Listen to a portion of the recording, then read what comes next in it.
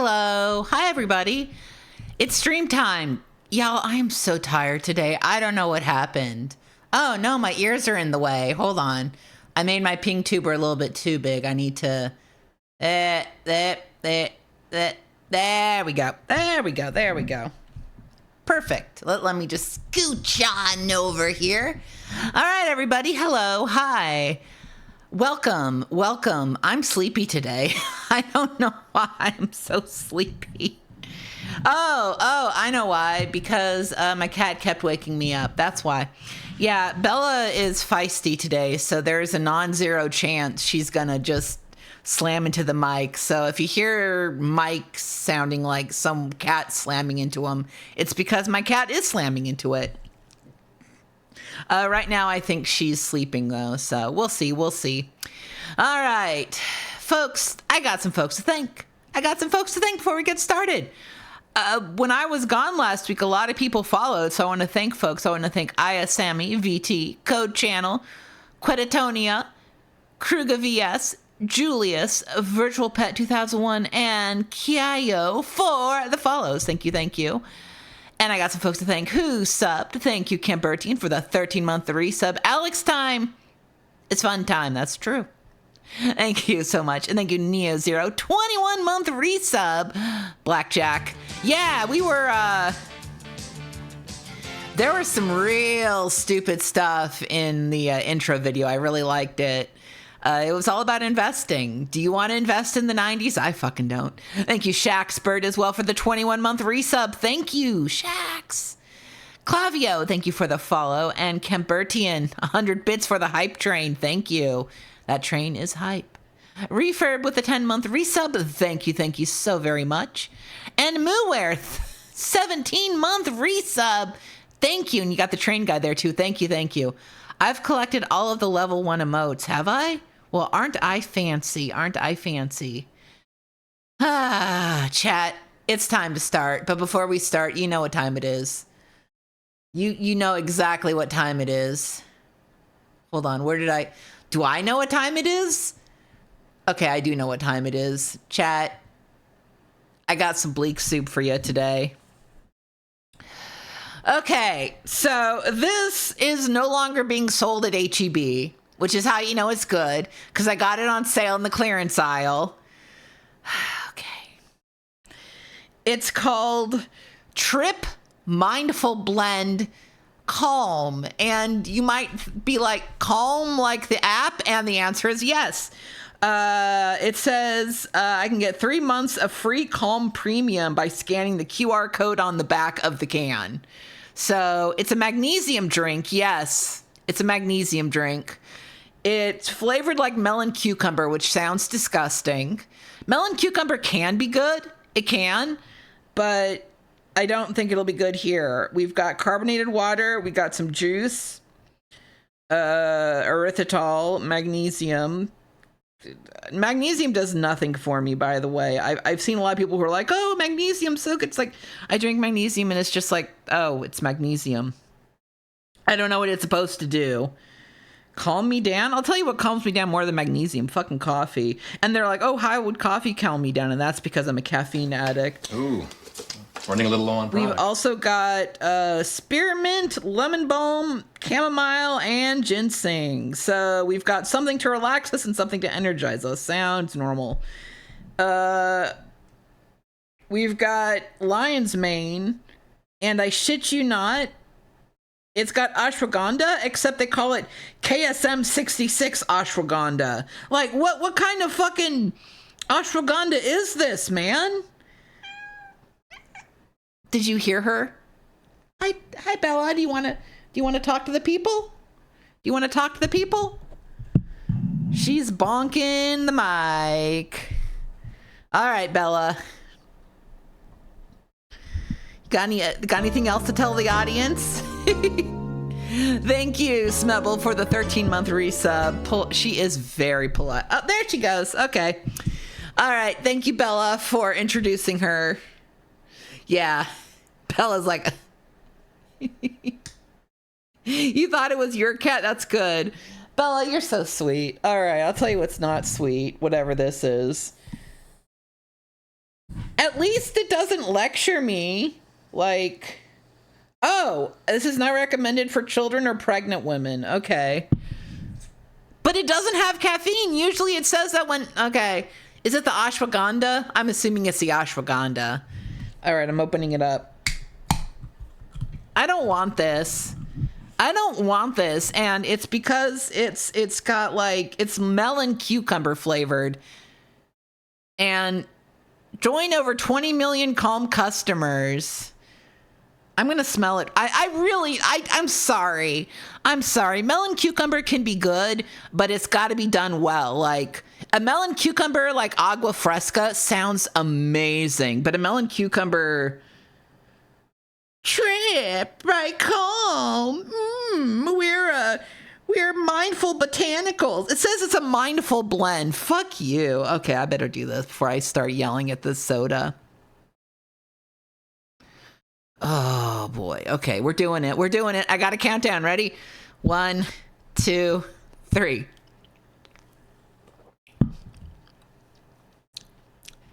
Satan made this drink. Satan made this drink in the depths of hell to punish me. This is a punishment drink. This is punishment. CravyX, thank you so much for the follow. I have been shot in the head by the good people at Trip. I will finish this. This is a no. This is a no. The cucumber melon flavor isn't the worst part. It just has, a... My life is nothing but pain. Yeah.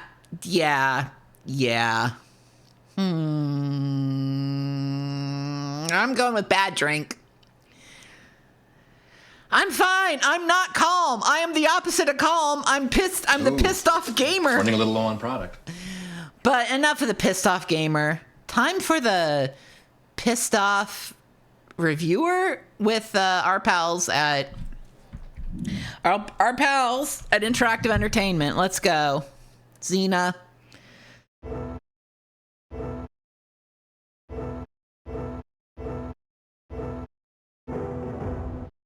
Welcome to episode 20 of Interactive Entertainment. In our last episode, well, actually in the last couple of episodes of IE, we've been threatening to tell you all there is to know about Wing Commander 4. We're finally able to follow through this time around, and we think you should check out our preview of this sprawling interactive adventure, which will bring back the familiar faces of Mark Hamill, Malcolm McDowell, and most of the rest of the gang from Wing 3. CivNet is finally ready for CivNet! release. Once our strategy game experts got over the shock, we set them against each other to take a look at the multiplayer version of Sid Meier's Strategy Classic. Okay. They'll answer the burning question, is it possible for a human opponent to be more obnoxious than the Greeks? Speaking of lengthy design periods, after working on the game for 3 years, Interplay has finally released Stonekeep. Stonekeep. We'll tell you whether or not you should wait 3 years before purchasing the RPG. And give credit to Sierra, while that company's early release of the strategy title Outpost was an unmitigated disaster, they still haven't given up on the franchise. Outpost 2 is coming, and producer Gentry Lee tells us what to expect. All this, plus lots of other really neat stuff, in episode 20 of IE. All right, and as you can tell, they definitely have a new design here. Look at this. This is totally different. Well, let's, I miss the interactive interviews. Let's see what they have to say about Blizzard. Yeah, that's Blizzard. What's Warcraft 2? Is this just... Warcraft. Okay, let's check Pax Imperia.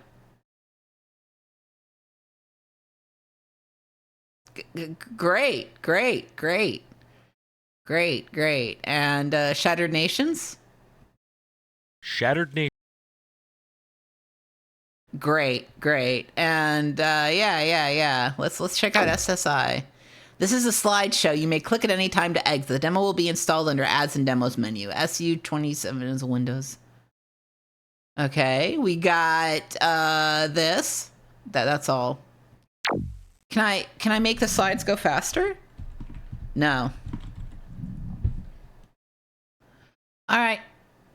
Okay, looking good. Ooh, Wing Commander 4 Redux. Nice. Perform the legendary Cobra.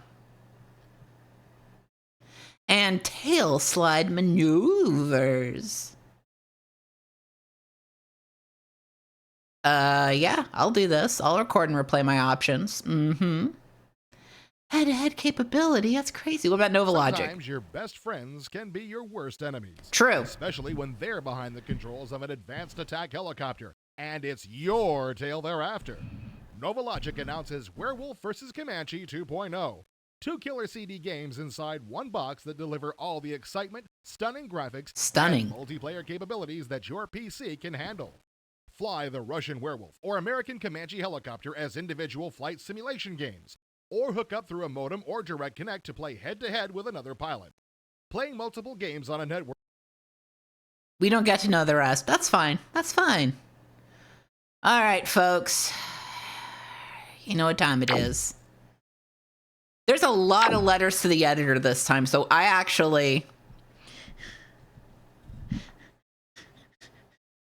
need to take literally a 2-second break before I read all of these not 2 seconds, but give me like 30 seconds and I will be right back to read a lot of voices. And again, TK is gone. We've got a new editor this time, so we're going to hear something a little different. But yeah, give me like 30 seconds here. I got to do something here real super quick and I will be right back.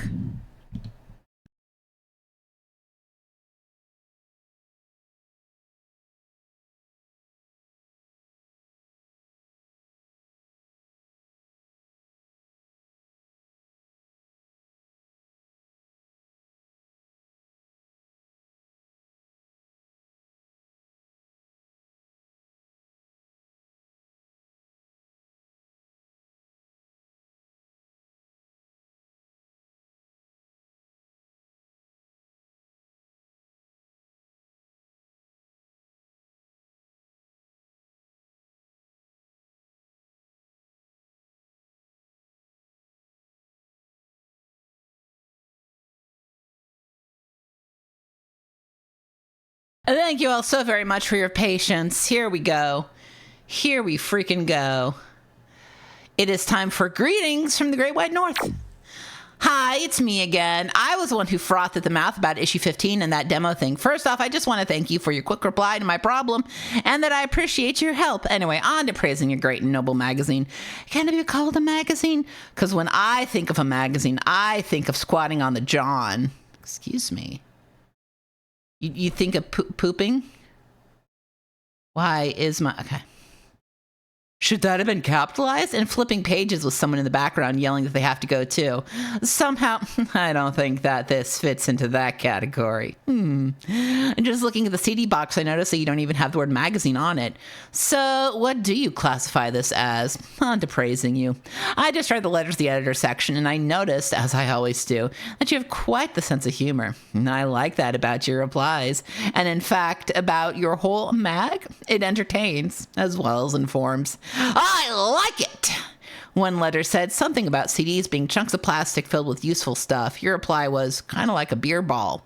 Well, a friend of mine uses his CDs once he doesn't like. It's coasters for his drinks. Good idea, I thought.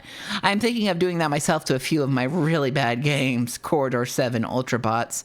Also, your reply to the last letter was really well done. I applaud you. But this conspiracy thing, I think you've let the cat out of the bag, so to speak. Well, I enjoyed your articles and will now rush off out and get a subscription as soon as I can pay enough money for my girlfriend. She keeps tabs on our money, and being an actuary, she does that better than I could. Need your pension looked at? Pardon my grammar and spelling. I'm a Canadian in California, and my fingers have not thawed enough to use a keyboard well. In Canada, you have to put your hands over a heater for an hour before you can use them enough to do simple chores. Such is the frigid temperatures. Also, Bob and Doug McKenzie are my heroes, eh? Well, gotta go. My breakfast is done. Back bacon and beer. Canadian beer, 6% alcohol. Yummy! Thanks again for your help and service. BM. Some letters lend themselves better than others to snappy replies. I think it's safe to say that this one stands pretty well on its own. However, I do have to make one comment.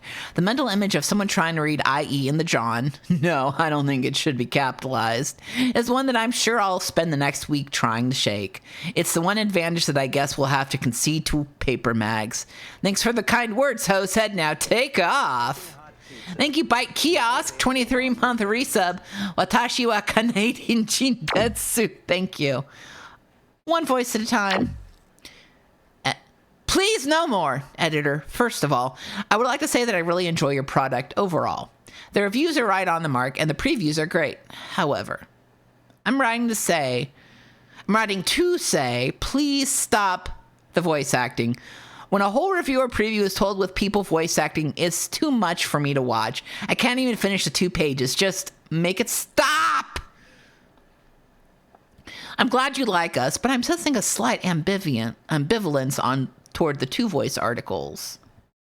To be honest with you, we really like the way that the 2 voice reviews have evolved, and they're going to be with us for the foreseeable future. I'm not going to pretend that every one of them is a gem, but I really think that for our particular format, it's a very entertaining way to discuss the good and bad points of a game. If the 2 voices really do drive you crazy, keep in mind that only our reviews use that format. Our previews, features, and hints use only 1 voice. Bro, GT, they were talking about the voice acting, not the fact that you've got 2 voices. They hate the voice acting. They hate the impressions. They hate the bits. Who are those guys? Dear IE, before I tell you why I'm really writing this letter, I just want to tell you that I enjoy your magazine very much, and I think it is improving as each issue arrives. I have subscribed for the 2nd time and do not regret it at all. Keep up the great work. The reason I'm writing to you is to throw out a couple of suggestions that might make this magazine even more interesting. I was wondering if you could include some photos in the credits of the people that read the reviews, etc. I would like to be able to put faces to the voices I hear every month. Maybe even include a soundbite with each name and photo so we know who is who. I think it would be interesting to see who those talented people really are. I do really enjoy the reviews as far as the style and presentation. The comedy makes me laugh out loud sometimes. What do you think about this? I also was wondering if any future issues might include some music as the first ones did. I liked having background music, and I would suggest an option button to turn it off if some people don't want to hear it. What about that? Thank you for your time, and again, keep up the wonderful efforts. CompuServe. The writer identification thing has been a source of debate around the office pretty much from IE's humble beginnings. Personally, I like your idea of slapping pictures next to the names in the credits, but I'm not certain that it's ever going to happen. I am certain that as long as I'm managing editor, the shiny, happy MIDI music that you used to hear on IE will remain an unopened file on our sound director's hard drive. I agree with you that some sort of background music would be cool to have. However, the problem with cool music is that it costs money, and that particular budget item ranks pretty far down the list. GT. Okay. Music never returning. We've lost warp drive, Captain.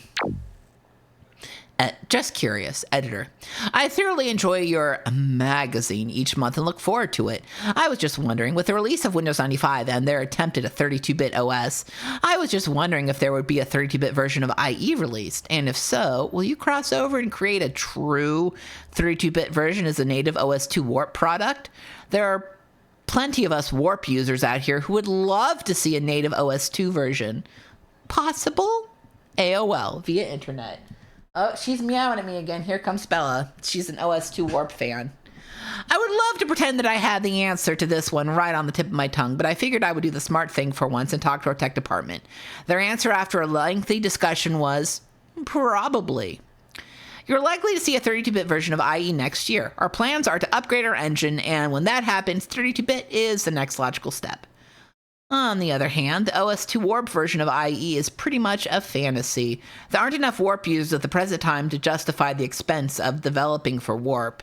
If you work for IBM and are mortally offended by this statement, please don't hesitate to contact our tech department. Sorry, Warpheads, you're fucked. Next up, Fury, Fury, Fury. Editor. How in the hell do you really pronounce Fury 3? Is it Fury 3 or Fury Cubed? This is really annoying me. Please help! It's pronounced Fury Cubed, and I'm infuriated that you were forced to ask that question. GT. Double your pleasure. Just reviewed it, episode 18 of IE and had to make a comment. Your interface just keeps improving. I am always eager to see what changes you've made in the next episode. The scene transitions were a nice touch, as were the new sounds.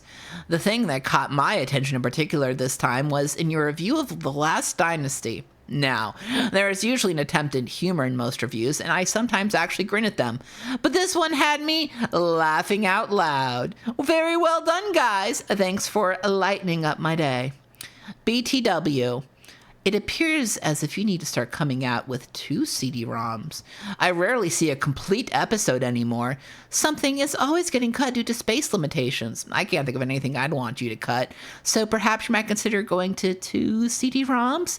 You could be the first in the industry. Just think of the things you could do with that much space. Well, just a suggestion. Keep up the great work, KB. Your admiration of our improved interface is greatly appreciated. For a variety of reasons, we have brought in new people in our technical and art departments over the past 6 months or so, and they've done an outstanding job of sprucing up our mag. They're threatening to continue this dangerous work, so keep an eye out for even more changes. Space and a lack thereof has been a real problem for the last 6 or 7 episodes of IE. The possibility of going 2 CDs per episode has been discussed, but the conversation quickly grinds to a halt when we sit down and figure out how many extra people we'd have to hire to produce a 2 CD mag on a monthly basis. We have changed some of the regular elements of IE based on your responses to our recent reader survey. Hopefully, we're keeping the stuff that you like and jettisoning the stuff you dislike. GT. Okay. Is it worth the wait? Editor. Hey, hi, ASCII is for lamers. Editor. Okay, your CD is great. I just got episode 18 in the mail and almost finished reading it. Your review of Battle Bugs was hilarious, although I don't think I will get it. I don't really like fighting games. Also, can't wait until Quake, which might come out before this gets to you. The transition between screens is cool, except get rid of the one that sort of resembles the Hall of Mirrors effect. The reason being, when it appears, it scares me for a second. Oh, damn, this crap screwed up my screen. Oh, wait, no, it didn't. What a relief. Rebooting is a pain. And I like the idea enough that I don't want to disable them. Okay, here's what I really wrote about. Basically, except for a few times, my subscribed, so don't say anything like, don't expect it to get in the mail if you don't subscribe, issue of IE always comes at least a week after the stores get it, in my area get it. Now, naturally, I don't want to buy it again, although it is tempting. I just don't have that kind of money. Maybe if I cancel my subscription and convince the guys at Software Etc. to give it to me for $5? Nah, it's not worth going there every day to see if the new issue came out yet. Better to get the subscription thing fixed, right? I think you agree. Anyway, perhaps if you mailed it some other way, I don't know. Yeah, FedEx overnight, $20 per issue. Well, I really don't know what you guys can do about it. I mean, it's not your fault I get horrible postal service, and it was probably sitting around a block from my house doing nothing while those fat slobs sat munching on donuts or something. Glad to get that out of my system. Bro, have you met a mail carrier? Fuck off. Anyways, well, you told someone else to report it if IE consistently came late. So here you go. Have fun. Hope you enjoy the report or whatever. Okay, here's another thing that's kind of related. I suggest that you change the packaging so that it is kind of opaque. The reason being that I don't trust the post office not to steal it, view it, and then repackage it and put it in my mailbox. What's that? You say it was opaque? Maybe that's why the sucky issues were always on time. Have like a nice day and stuff. Satan's little helper. Okay, here are the answers to your questions. The new transition wipes between screens are relatively new if you find them horribly irritating, or if you're running a computer that doesn't handle them well. You can turn them off by left-clicking on any screen in an article to get the pop-up menu. Select Transition to turn it off. I'd love to blame the Postal Service for our late subscription woes, but I don't want anyone going postal on me. There seem to be certain areas of this great nation of ours that have problems getting IE on time. We are trying to fix this as quickly as we can. As far as packaging goes, you should hang on to those old Flip 4 covers because they're about to become a collector's item. Starting with issue 19, we are being distributed exclusively in a new magazine-style package. We like them, but we would be very interested in knowing what our loyal viewers think. Oh, you don't have many more issues to go. In search of ancient episodes. Hail and Interactive Entertainment. Right off the bat, I would like to say that your CD mag is the best in the business. I've looked at about all of them and none compare. Actually, you could say that it's the only one in the business because all the others are just demo CDs for games and have nothing to do with the magazine style. Okay, enough sucking up, and now for some questions. I have all of your episodes except with the exception of the first 3. Do you still have copies of those 3 so I can make my set complete? Also, on episode 4 and 5, the cover of the CD had that great silkscreen artwork on the face of it. Then you guys stopped doing it. Are you ever going to go back and use the artwork on future copies? It looked so good, but I presume it got too expensive to do, right? Also, in the episode 17 news section, there were some pictures of Origin's upcoming online RPG called Ultima Online. Is it really called Multima? Anyways, a lot of the graphics were actually from Ultima 8, which looked good. What I want to know is if those were the actual pics from the online game or some glorified Ultima 8 pics. Keep up the great work, Nuclear Dragon! Does this guy know how to start a letter or what? The early episodes of IE are getting hard to come by. To get whatever back issues we have, call our number, and beg them to help you out. As far as the color art on the early episodes go, you have a bright future as a penny-pinching accountant. We did go mono to save money. However, I believe we're planning to slowly inch our way back in that direction with 2 colors. Unless something happens, that should take place for on the disc episode you're viewing right now. And the Ultima 8 pics in episode 17 did come from the Ultima 8 game itself. The last time we checked, Origin was still in the consideration phase with online Ultima. That could all change drastically by the time this goes to press. Multima Online. I like the name Multima. They should have called it Multima. Thank you, Vagrant Wastrel, for the 23-month resub. Greets to Nuclear Dragon! I keep hearing voices. Do you think this is gonna bitch about the voice acting again? What's with the voices? Okay, first off, I love your mag. Oh my god, are you ready for me to just read an annoying letter to you? Okay, I'm gonna, to prep myself to be annoying, I'm gonna have a sip of this drink, this horrible... God hates me. Okay, first off, I absolutely love your mag. If you like this so much, why don't you marry it? Ha ha, Pee Wee Herman. But I keep hearing bad. Who's bad? Michael Jackson. Voice impersonations with many of the reviews. I like the reviews, but the truth is, you can't handle the truth, Jay Nicholson. Whoever decides to do said impersonation should have asked everyone else, hey, does this actually sound like Schwarzenegger? Your lines, keep them to me. Other than that, I'd say that your humor is spot on and well appreciated.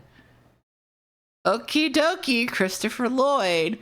And sometimes gets me rolling with laughter. Okay, I dealt with the voices on IE. Now let's try for the voices in my head. Crazy am I? I'll show you crazy. I'm not absolutely certain which voice I should direct this reply to, but I'll give it my best shot. We're aware that our impressions aren't always spot on, to coin a phrase, but in a strange, twisted way, it's almost become part of our appeal. No, it's not part of your appeal. If you mistook our Schwarzenegger for Bill Clinton, then I would be worried. Basically, if we get it close enough so you know who we're trying to imitate, you're probably going to get the point. They're not getting rid of voices anytime soon, folks. They're not getting rid of voices anytime soon. I'm sorry. Keep this to ourselves? Hi, guys at IE. This email really has no point. Just wanted to say that I love your CD magazine. It's really funny and still gets across good reviews. Tepid Snake, thank you for the 100 bits. You're a trooper for reading that whole letter. Thank you. I feel it. It's really funny and still gets across good reviews. I've listened to every episode that I could get, cover to cover. Being able to see the game is really helpful. And to think I was actually going to get Phantasmagoria. As soon as I get some money, I plan to subscribe. Just thought I'd like to see another praise. Cyric, CompuServe. Please don't put this on the CD. I probably sound like an idiot. Ha! You actually thought we'd be kind enough to not print your email just because you asked nicely? Actually, once I replied to Cyric and explained that our survey showed that people who have letters printed in IE usually see a dramatic and immediate improvement in their lifestyle, higher salaries, better sex lives, etc., he gave us permission. Listen, I wish. I'm sorry. No one got a better sex life from interactive entertainment. Chat, stop playing games. Subject, magazine. Hello. Excuse me. I've been buying your magazine since you started it up, and I've really enjoyed it. I like listening to the reviews and previews, and I like being able to copy patches to some of my games without having to search online for them. I also like getting a game with every issue. Recently, I got episode 18, and I have one complaint.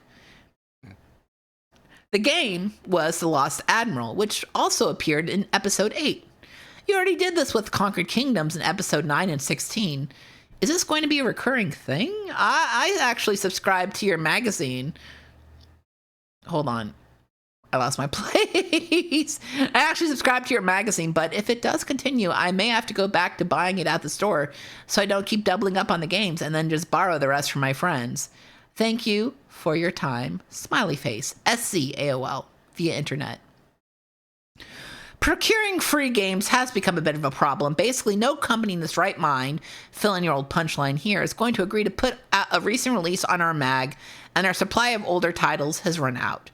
Strangely enough, the companies that we've been speaking with about replenishing our stock want money in exchange for our using their games. Those greedy bastards. Oops. Given the cost, and the fact that most of the people who've responded to our reader survey indicated that they didn't play the free game, we've decided to just drop it for the time being. If we're overwhelmed with mail demanding that we bring it back, we'll adjust. Video hiccups. New review formats. I love the idea of running videos showing the real-time motion in games such as Magic Carpet 2 and the various PlayStation reviews.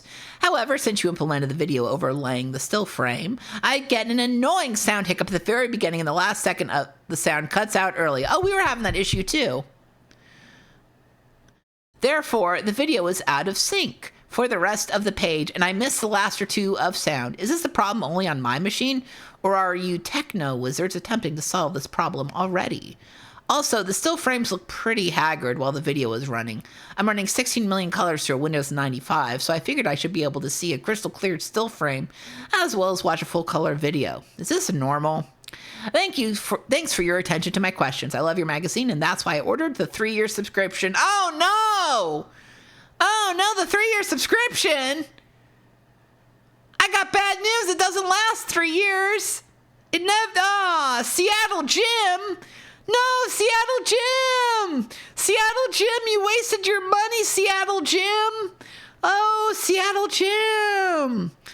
Oh, Seattle Jim, I'm so sorry. You've inadvertently exposed a couple of technical issues that have grown near and dear to our hearts. I'm pretty sure we fixed the sound drop at the end of the page. The video sync and background screen problems are peculiar to Windows 95, and I think peculiar is a damn good word to use to describe some of Windows 95's features. We're aware of it, and we're trying to fix it. There's a school of thought around IE that the problem will disappear if we sacrifice something to Bill Gates, but only do that as a last resort. Folks, you should have sacrificed Bill Gates, personally.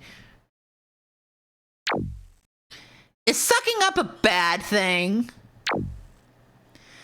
Dear IE, at long last I've broken down and written you. I've been meaning to do this for some time, like since episode 3. Before I get to my point in writing, I'll try to ensure this is published. IE is better than sex, almost. Let me wipe this brown stuff on my nose now. Okay, now to get to the point of the letter. I usually watch IE in demo mode, then later go over it in standard mode to get a second look at the key points of interest. For episode 17, however, I had a friend over who insisted on just looking at a few things. When I then went to demo mode for the whole picture, I noticed a difference that was not there before. No AVI clips!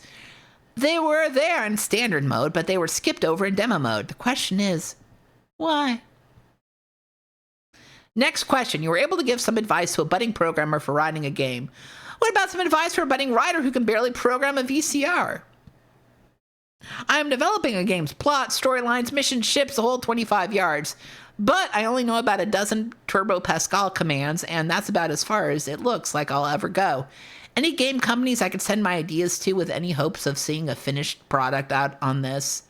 Or at least get a letter that says, we ran the numbers, and while it looks like a killer game, it would run slowly on Pentium 133 with 192 megabits of RAM and a 9 gig drive. If you want details, just ask. You can say cool or junk in regards to my ideas. Now for praise. I liked the most recent incarnation of your interviews. Not having to bog through those questions was a big relief. Also, the changing backgrounds were a hoot, but I kept seeing a pointer and pull-down menus appearing on the sides. One more bug that needs to be squashed. I feel I should point out that I'm the founder, president, secretary, and only member of the Northeastern PA official Throg fan club. Why don't you have him for the Ultimate Doom review? Excuse me. You should have more of that fun-loving whatever he is. One last note, in your review of Smile, that Ricardo Montalban impression sounded more like Dracula. No biggie, but it's the sort of thing you would point out in a game. Yes, Virginia, obsequious praise is a time-tested method of getting a letter into IE. Did you think of killing the clumsy friend who hosts the AVI files in demo mode? Actually, that one was our fault. We fixed it. As far as your game design goes, it sounds like you need to hook up with a partner. Although the game biz seems to be getting more and more like Hollywood, it's doubtful that you'll be able to get a backing from a company simply by pitching an idea. If you have a friend who's a techno geek, get him to handle the code. The interview you're referring to was with John Rhys Davies, which I think is our best effort in that particular category to date. We're no longer running an interview every month. When we come across someone we think would be interesting to talk to, we'll probably present it in a fashion similar to the Rhys Davies article. Incidentally, the pointer and pull-down menus you noticed weren't bugs. The film crew were changing the blue screen backgrounds during the course of our conversation with Rhys Davies, and we decided to leave them in because we thought they were cool. The failure to include Throg in the Ultimate Doom review has caused endless headaches in the IE executive offices. For a full explanation of this problem, please see our review of Hexen in this issue. Did you know that Ricardo Montalban is often mistaken for Dracula? Actually, as I noted in a reply to another letter in this episode, we know that our impressions aren't perfect. We are simply gratified by the fact that you could tell it was Montalban we were trying to imitate. GT. He's right. The fonts he used in that letter were really slick. What?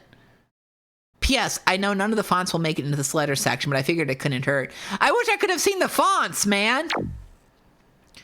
Last but not least, a Steely complaint. I.e., you have a very good publication. However, it is beyond comprehension that you have totally ignored SSI's Steel Panthers, except for a brief mention in episode 15 as part of SSI's display at the Electronic Entertainment Expo. If this isn't negligence, what is? Also, your lack of patches in episode 15 through 19, holy shit, that is a lot of episodes, is very disappointing. Otherwise, keep up the good work. CB, Broomfield, Colorado. I agree we missed the boat on Steel Panthers, but I think negligence is a little harsh. We weren't given enough information about a game to do a full preview. Hopefully the review in this episode will soothe your anguish. The patch problem has fixed. As of episode 19, the patches are back. Hopefully they'll never leave us again. All right, that was the most letters we've ever read. Hold on. Okay, I'm good. I just need a break here. Okay, let me take a sip of Trip to find my... this is not calming me down.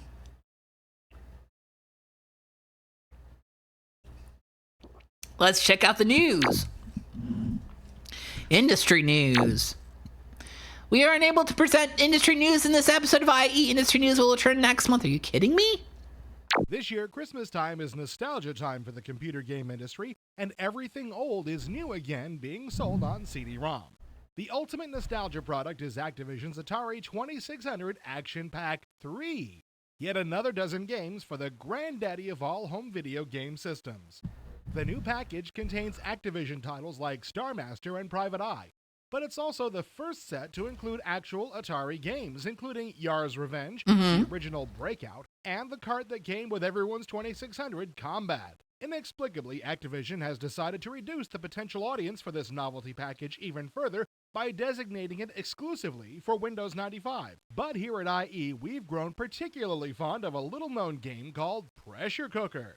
Oh, Pressure Cooker is so good! Atari and nostalgia, one of the greatest coin-op games. Good choice! I love Pressure Cooker. This vector graphics shooter hooked many a player on a game far too sophisticated. Oh yeah, let me turn it up for y'all. The home systems out at the time. Of course, the Jaguar changed all that about a year and a half ago with the release of Tempest 2000, which may actually be a better game than the original coin-op. Now PC owners who didn't want to dish out the bucks for another home system can experience the fun with the PC version of Tempest 2000. The Jam and House music soundtrack is in CD audio, and overall it's a very good port, but why Okay, let me know if that's louder. has Atari never released a peripheral of the coin-op's weighted spinning dial? Just one more nostalgia title, and then we'll move on. Broderbund's Prince of Persia appeared on the PC scene in 1989 and won a huge audience of die-hard fans. Now, just in time for the holidays, Broderbund has released this classic platform title on CD-ROM, along with its sequel, Prince of Persia 2, The Shadow and the Flame. While the graphics don't compare with today's hottest titles, these are still two of the best platform games around. The Discovery Channel is not being nostalgic about anything. In fact, they're breaking new ground and releasing an educational adventure game called Operation Weather Disaster. An evil meteorologist, Dr. Rainwater, I've heard of Operation Weather Disaster. As the evil weatherman, he is using tornadoes, hurricanes, and other inclement insanity to bring the world to its knees. Your task is to join Team Extreme, an elite scientific task force composed of 20-something misfits and an older, wiser, jovial professor-type leader. A cute little R2-D2 clone will help you become a weather expert and finally go head-to-head with the evil weatherman. No, we're not making any of this up. Operation Weather Disaster is on the shelves now. MGM Interactive is working with Worlds Inc. on creating an online avatar-based game built around the new Outer Limits TV series. What? The player selects a digital persona to maneuver through the game world. In his travels, the player will encounter many other human-controlled characters, all graphically represented. As many as 5,000 users will be able to play simultaneously, and with software currently in development, even more will be able to play by the end of 1996. Yeah, absolutely no way that came out. That sounded sick. Could you imagine an online Outer Limits game by MG? Fuck, man. All right, Strategy, what you got for us? Some of the most happening things in the world of PC gaming are in the realm of peripherals and the enhancement of the gaming experience. Q-Sound Labs, noted for their sound localization technologies, has gotten together with Activision to incorporate Q-Sound virtual audio into upcoming game releases. Featured in Spycraft, Zork Nemesis, and Muppet Treasure Island, this audio technology has the ability to place audio Muppet Treasure Island is a very sick game, by the way, if you've never played it before. It's really good. Sound equipment. Peripherals are going from signal input to output with the unveiling of the Power Stick from Exos. Using technology normally seen only in coin-op arcades, Q-Sound's not just a Capcom thing. It's a lot of stuff. Which lets the player feel simulated game events like bumps, breaks, and crashes. Game companies are jumping on this ability with games such as NASCAR Racing, the Microsoft Flight Simulator, Red Baron, and Doom being equipped with Power Stick capabilities. The Power Stick has an extended ship date of November 96. Whoop. Back on the subject of the games themselves, Domark has announced the development of a new sci-fi space shooter called Terracide. Formerly known as Berserker, Terracide takes the player through air-to-air combat, as well as hand-to-hand fighting, as he battles to destroy rebels that are attempting to destroy all organic life. A 3D modeled solar system with accurate planetary motions, orbits, and gravitational effects highlight this game slated for a March release. Also from Domark comes news of a game in development called Total Mayhem. In the same vein as Crusader No Remorse, Total Mayhem is a multiplayer-capable blast fest, which is viewed from an isometric point of view and playable by up to 4 players on a network and 2 over the modem. Total Mayhem is scheduled for a Windows 95 release in February. Microprose UK is working on an offbeat title called Citizens Backwater Affairs. The storyline is that the Supreme Being is on leave and the player is in the stand in deity, with the job of keeping the town of Backwater within the master plan for the universe. In the style of an interactive soap opera, Citizens has a storyline that changes each time the game is played, as the player uses covert manipulation and indirect invention to make things work out according to the Supreme Being's wishes. Okay. But what is in the 3D opinions section? October was the gateway to a new era for the 3DO company, as they announced rip. a $100 million financing deal with Panasonic parent Matsushita Electric Company. Under the agreement, Matsushita will have exclusive rights to the M2 systems and technology, but they do have the option to sub-license the technology to other companies. What does this mean for the average consumer? Besides injecting some much-needed capital into 3DO, we finally have confirmation that Matsushita will produce an M2 unit and upgrade card for current 3DO owners by the end of 1996. No word on pricing as of yet, but we will keep you posted. With its own rap music video, 3DO's Captain Quasar is coming together nicely, scheduled for a holiday release. We've now had a chance to play a 75% complete version, and it looks like a real gem. Using claymation video segues and a music video with the chorus, "Quasar, he's here to save the day, Captain Quasar, don't get in his way," you'll trounce through 3 worlds, the desert, jungle, and lava, while trying to rid the world of crime. In an interesting twist, players are actually able to interrogate suspects and gain key information about the terrain, such as the location of the boss character. That's not claymation, it's CGI, guys, but The actual whatever. levels look varied in design, and the 3D isometric perspective works well for an action-oriented game. Some of the interesting features include scalding steam that rises from vents, speeding minecarts to avoid, and electric floors which can fry Quasar in a second if you're not careful. Rumor has it that 3DO will be selecting Captain Q as their new mascot, so look for a large degree of marketing support to accompany this title upon release. In the end, Captain Quasar's large grimace will probably transcend the TV and land on your face later this fall when he leaps onto the 3DO. From the cartoonish world of Captain Quasar, we hit the drug-ridden streets of New York City for Snow Job, another new game from Studio 3DO. Starring Tracy Scoggins from Dynasty and Lois and Clark, the game is much more than a full-motion video title, as it has 360-degree freedom in a 100% video reel environment. If you're familiar with Apple's QuickTime VR technology, this is similar in nature, providing a much more realistic feel than that of animated first-person adventures. With over 50 different game environments and 30 interactive adventure puzzles, Snow Job certainly doesn't look like a flake. We hope to have additional information on this title next month. In the day and age of multiplayer Snow games, Job. Battlesport from Studio 3DO is probably one of the most ruthless 3D combat sports games since the Roman gladiators.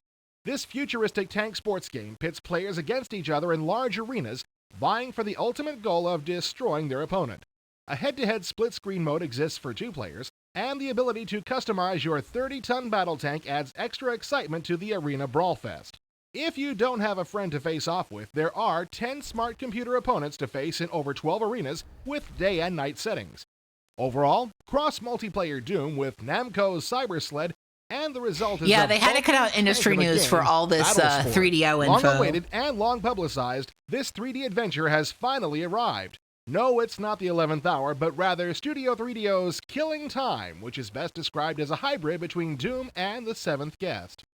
The story entwines the player in a Conway Island estate circa 1930, where hostess Tess Conway and her guests vanish without a trace.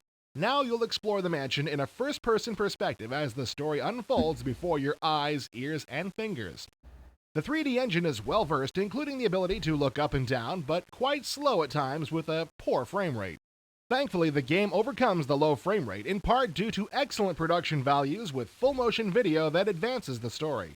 Although the overall goal is to defeat menacing ghouls and ghosts, there is an adventure aspect with inventory items such as keys and winged vessels.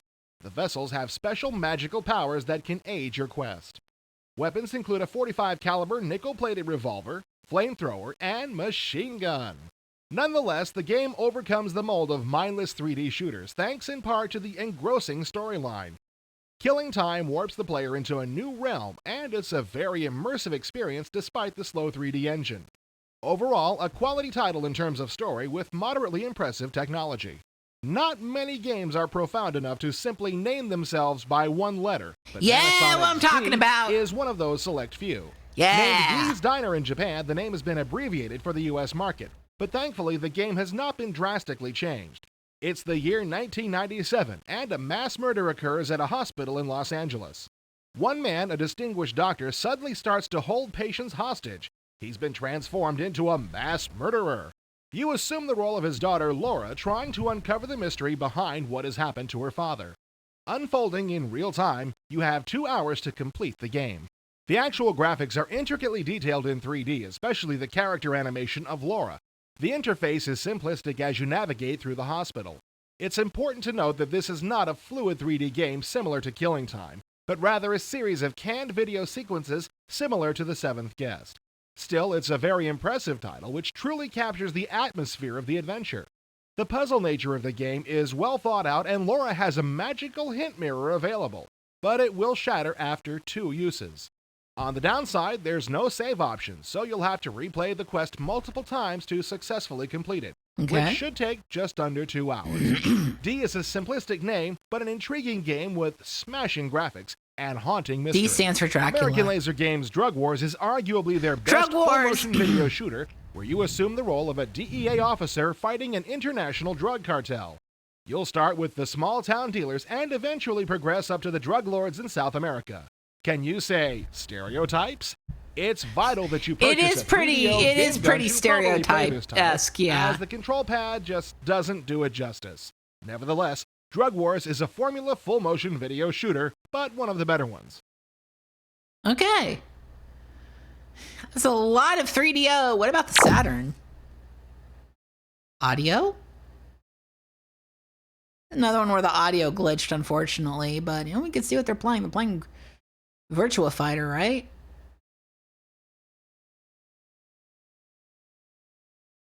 I'm gonna do this. Hold on, watch this.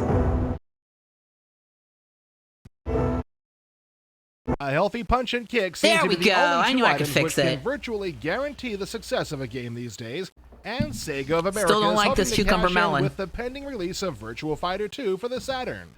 The game was a huge hit in the arcades and on the Saturn. Now the sequel, which has been burning up arcade joysticks for about a year, is finally coming home to the Saturn. The game is fully texture mapped, adding additional details to the characters, and this exclusive video of the game, now only 30% complete, shows it's simply breathtaking. The sequel brings forth 2 new characters, Shun and Lion, as well as the entire crew from the original game. Perhaps the greatest improvement with the sequel is a 3D-oriented perspective, with sweeping pans and zooms with the camera. Furthermore, although the backgrounds in these screenshots aren't complete, expect the full game to include much more detailed backdrops. All in all, Sega hopes that Virtua Fighter 2 will maintain the playability of the original, yet technically improve the title up to the standards of games such as Tekken on the PlayStation. If looks could kill, we would have been dead seconds after seeing this revolutionary fighting title. The little pest is back, but this time around he'll be hitting your television station, not the Saturn. Of course, we're talking about the irreverent Bug, who starred in his own Saturn game last June. Based on the popularity of this SGI-rendered character, Sega is now in negotiations with Nelvana Limited to bring Bug to life in a primetime animated television show. What the fuck? Although nothing has been finalized, don't be surprised if Bug and his arch-enemies such as Queen Cadavra and the B-52s start appearing in a full-length animated cartoon in the near future. We'll keep you updated on the status of this show. Please keep me updated! Arguably, Sega's hottest arcade property in 1995 has been Sega Rally, a game which we showed you a short video clip of last month. Now we're happy to give you a more detailed look at this racing game, which is a cross between Daytona USA and Off-World Interceptor. The primary factor which makes this title stand out from the pack is the impeccable frame rate, and the ability to select between 2 vehicles, the Jeep or sports car. There are also 3 tracks to select, with those being the desert, mountain, and forest. Okay. This title has much more play value than other racing games, as the courses are long and have added features such as puddles of water and jumps to propel the fun factor to new heights. A multiplayer split-screen mode also exists for 2 players, and although the split screen is quite small, nothing can match the feeling of head-to-head racing combat. Overall, Sega Rally has perhaps the longest play value of any racing title, thanks in part to unique courses and incredible technical achievements. So get ready to pick up some dirt and grind the gearbox, because with Sega Rally, the power of quality gameplay is on your side. Sega's World Series Baseball, previously reviewed in IE, is now being used to actually predict the outcome of baseball games, as it includes full player statistics. Sega claims it's so accurate you can simulate any baseball game and receive a relatively accurate result.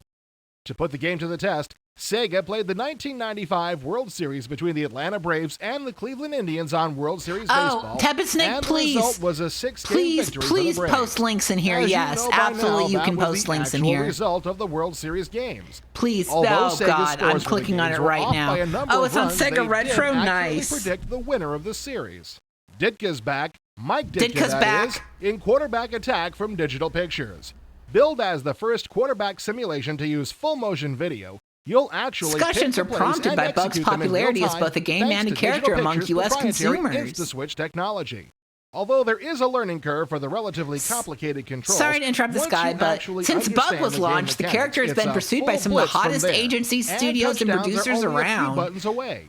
Ditka's constant put-downs are well He's even placed turned and down a certainly add cameo role in large an degree of upcoming atmosphere PC and game because tension it to the conflicted game. with his new Quarterback series. Attack is a very unique football game, which What the actually fuck? plays relatively well, something that could not be said about Digital Pictures' other full-motion video titles. Rayman, the new little critter from Ubisoft, is now available on the Ubisoft? Saturn. This version is almost an exact replica to the PlayStation version we reviewed in episode 19, with more than 50 different characters and 70 unique levels. This long and varied game has some of the most incredible artwork in a side-scroller, taking advantage of the Saturn's true color palette. Besides being a truly beautiful game, Rayman is a fun game to play, bringing back to life the side-scrolling 2D genre of games. Virtual Hydlide from Atlas Software is one of the first role-playing games on the Saturn unfolding in a 3D, third-person perspective environment. A realm known as the Dream World has been captured by an army of supernatural warriors. As the hero, you battle zombies and vampires trying to destroy the land, using your wits, sword, and magic items. The 3D engine is extremely slow and the quality terribly awkward. Although the game looks fine in screenshots, when you actually pick up the control pad to save the land, the only thing I can suggest is that you save your wallet and pass on Virtual Hydlide. Wow! Finally, Crystal Dynamics has upgraded their 3DO hit Off-World Interceptor and tagged the word extreme onto the end of the name How for dare the Sega you! Saturn version.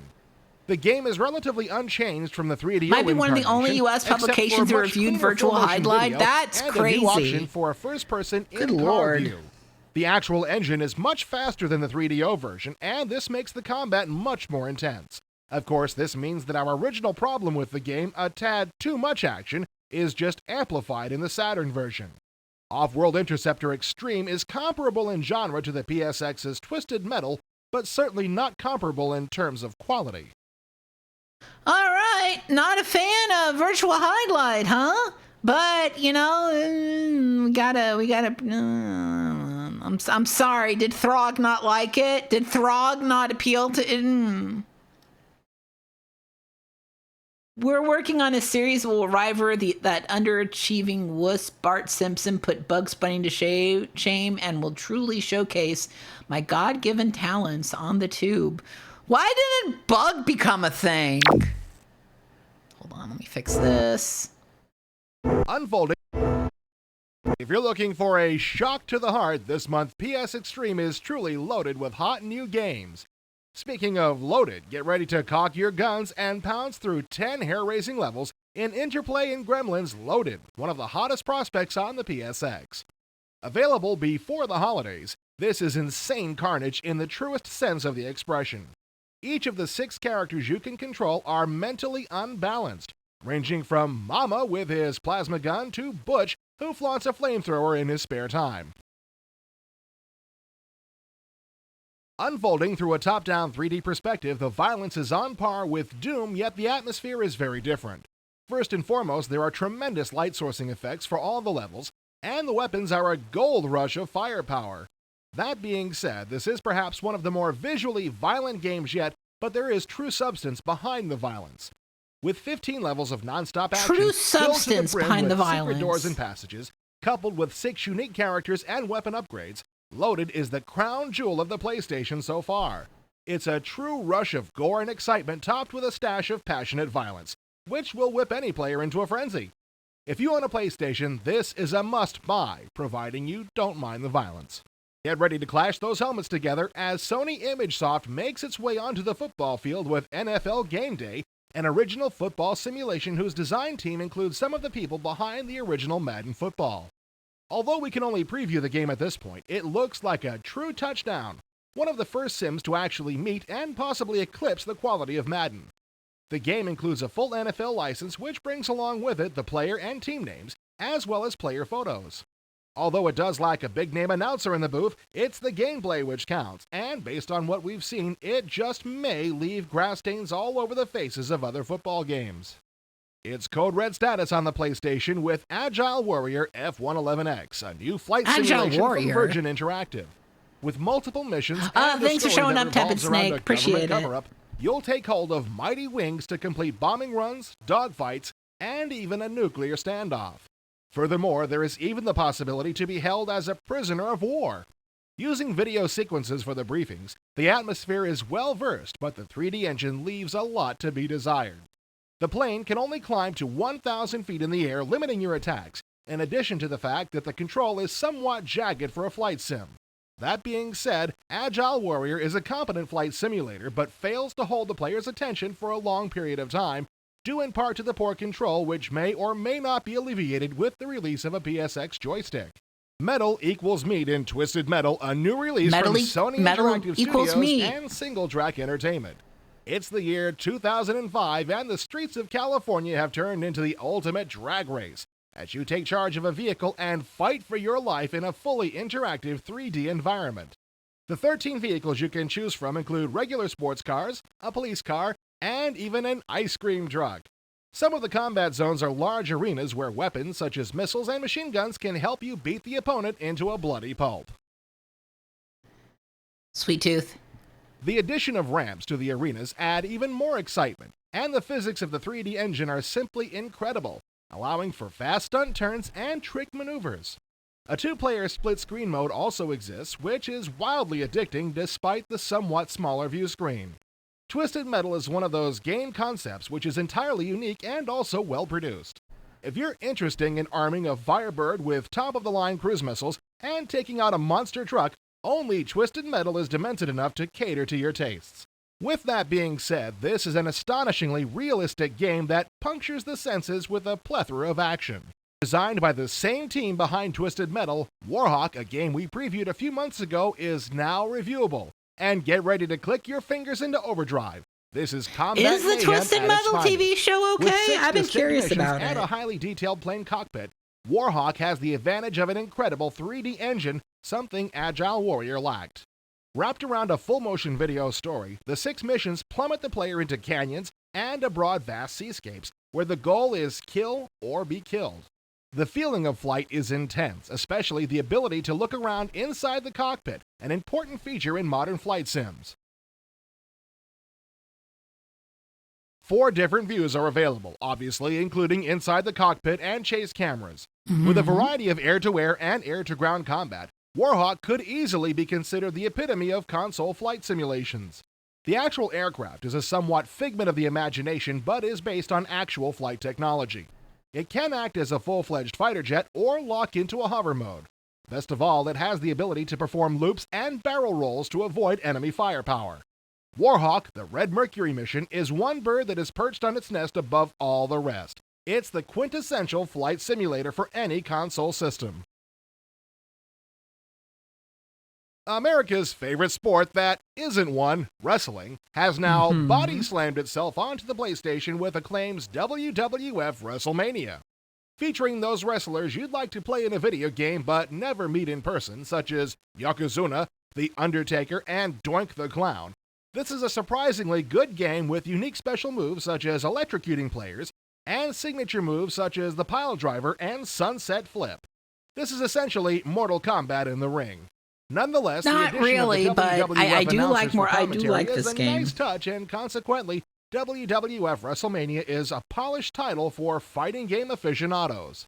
Smashing its way down the court, Acclaim's NBA Jam is a direct and practically flawless adaptation of the intensely popular arcade game by the same name, featuring 120 NBA stars, stereo sound, and special power-up moves to execute those near-impossible slam dunks.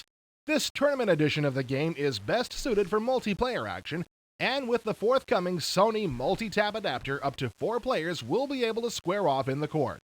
Nevertheless, NBA Jam is just about the best basketball simulation you'll come across, short of actually lacing up the sneakers yourself. All right, okay.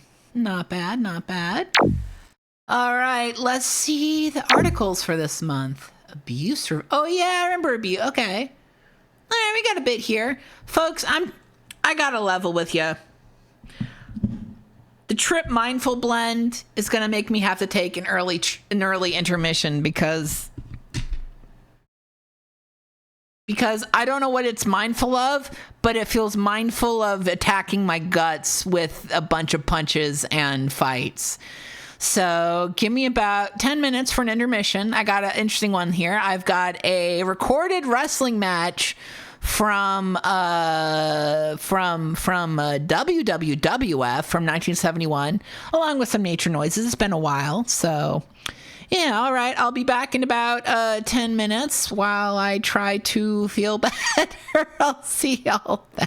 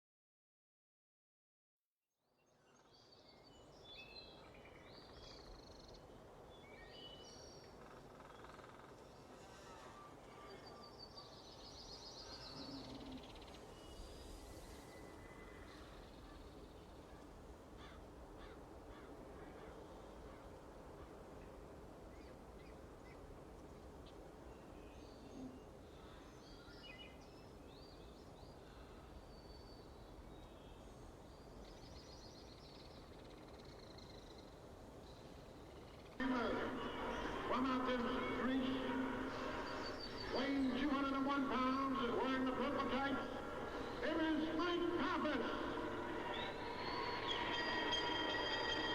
And it's a blow, ladies and gentlemen, light blue tights from Hartford, Connecticut, weighing 230 pounds. Here is the sensational Flying Fred Curry. Referee Dusty Feldbaumer. Well, this should be a good match. Both scientific wrestlers. They move well. Pappas, diminutive in size, big in art, 201 pounds, extremely capable professional wrestler. Just too bad that frame of his isn't bigger. As you can see on the camera, good muscle development. He's in there against a wrestler who made his debut several weeks ago and won the roar of the crowd, Flying Fred Curry, 26 years old and single out of son of the legendary all-time great wrestling star, Wild Bull Curry. Played football in high school and also at the Connecticut University. And he is a good wrestler. Exponent of the drop kick, the flying at scissors. Good moves. He is fast. And Flying Fred comes in about 230 pounds. Got a good frame on him. He loves gourmet food, but it doesn't show on his body, so he must work out extremely well. Likes music of all kinds. Likes the mod look. Plays the stock market successfully. We understand he owns an apartment house in Columbus, Ohio, and resort cottages in Rhode Island, so for a young man, he's put it together, financial world, and right now he's got it all together in the wrestling world as he moves strong on Mike Pappas. It should be a great scientific match. Both very capable wrestlers. You got the scorecard. Let's watch the action on Championship Wrestling.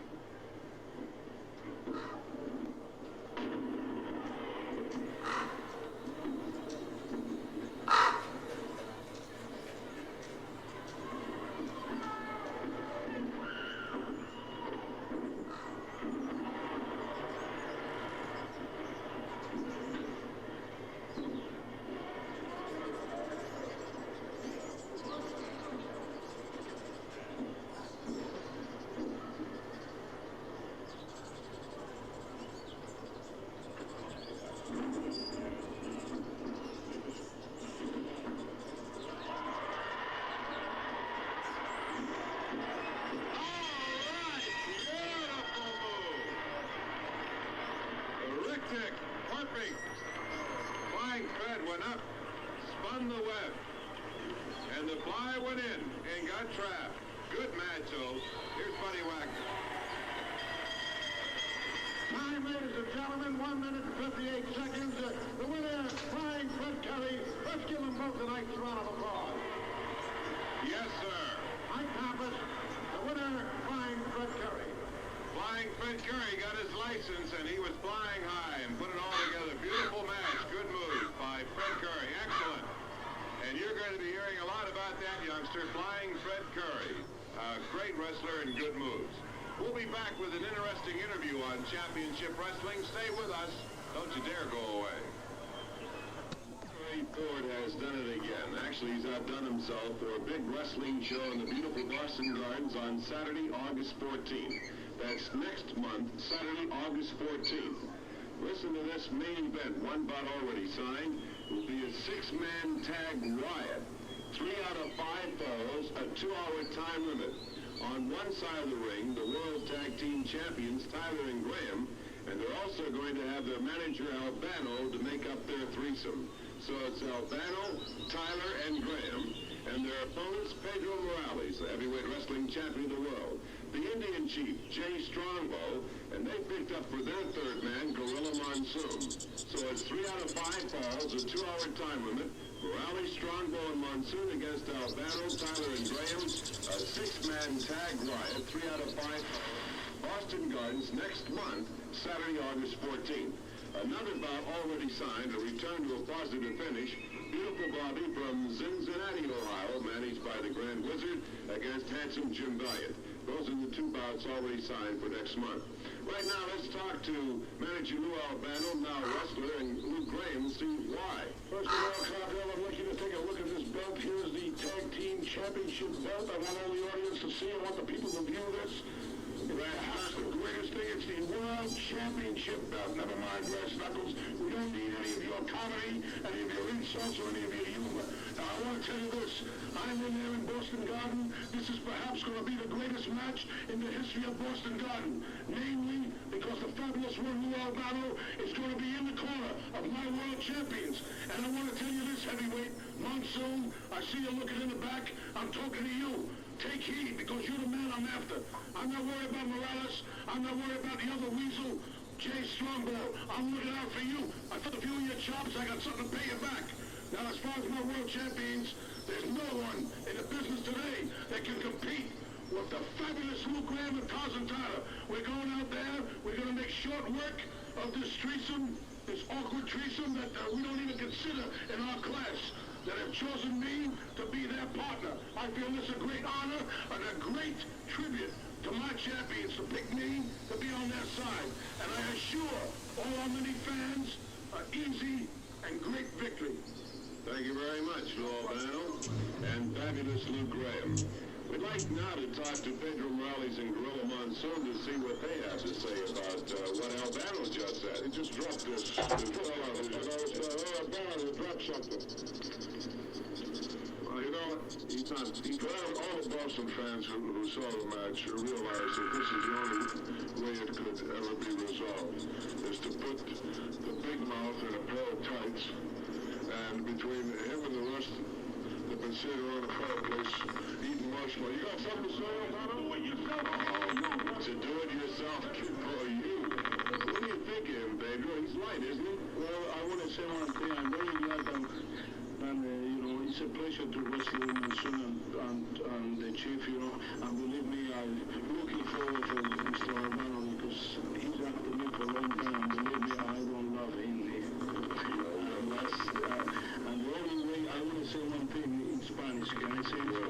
Yo le quiero saludar a toda la colonia puertorriqueña que esta lucha que vamos a tener, yo me voy a cobrar lo que Lou Albano me ha hecho por 2 o 3 meses, y créanme, como puertorriqueño que yo soy, le doy la palabra de hombre y de puertorriqueño que de la única forma que Lou Albano va a salir de ese ring, créame, yo no sé ni qué decirle, pero créame que me voy a desquitar de una forma a otra. Thank you, Pedro. You know, this is going to be a pleasure. You know why? Because Albano never was a great wrestler. And now, for him to stoop to put on a pair of tights again will be the casket. We're going to seal a casket on a career for him because this is the end for him. Thank you, Gorilla. Thank you, Pedro. We have the Grand Wizard. There's an announcer up in Boston, Eddie Adelman. He's going to have a new show, Sports Huddle, on WEEI, 7 to 11 p.m. tomorrow, and he thinks you're the greatest. That is correct, and I happen to think that Sports Huddle is the greatest program that ever hit New England, and I urge every viewer of this program that wants to hear all the news to watch and listen to the Sports Huddle every Sunday, starting tomorrow night, 7 to 11, and you're going to hear all the facts. Now, let me give you one fact that I want every one of you to remember. Beautiful Bobby had Jimmy Valiant beaten. Jimmy Valiant was on his knees. He was begging. He was crying. He went to the timekeeper with tears rolling down his cheeks and begged like a little baby to have the bell rung. That's the only thing that saved him. It won't. We're going to stop this. All right. We'll be back in a moment with more wrestling action. Don't you dare go away.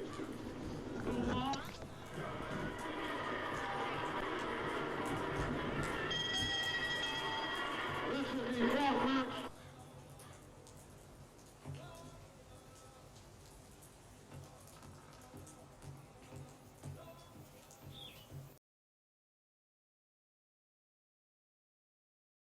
I'm back. Did you like wrestling in the woods? Where we were wrestling in the woods and it was the woods? Yeah, I thought that'd be different.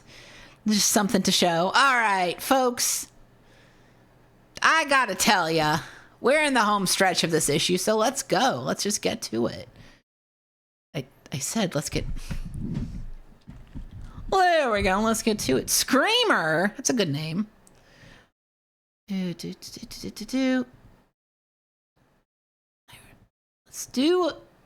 Let's review Abuse. Ants. Gotta hate him.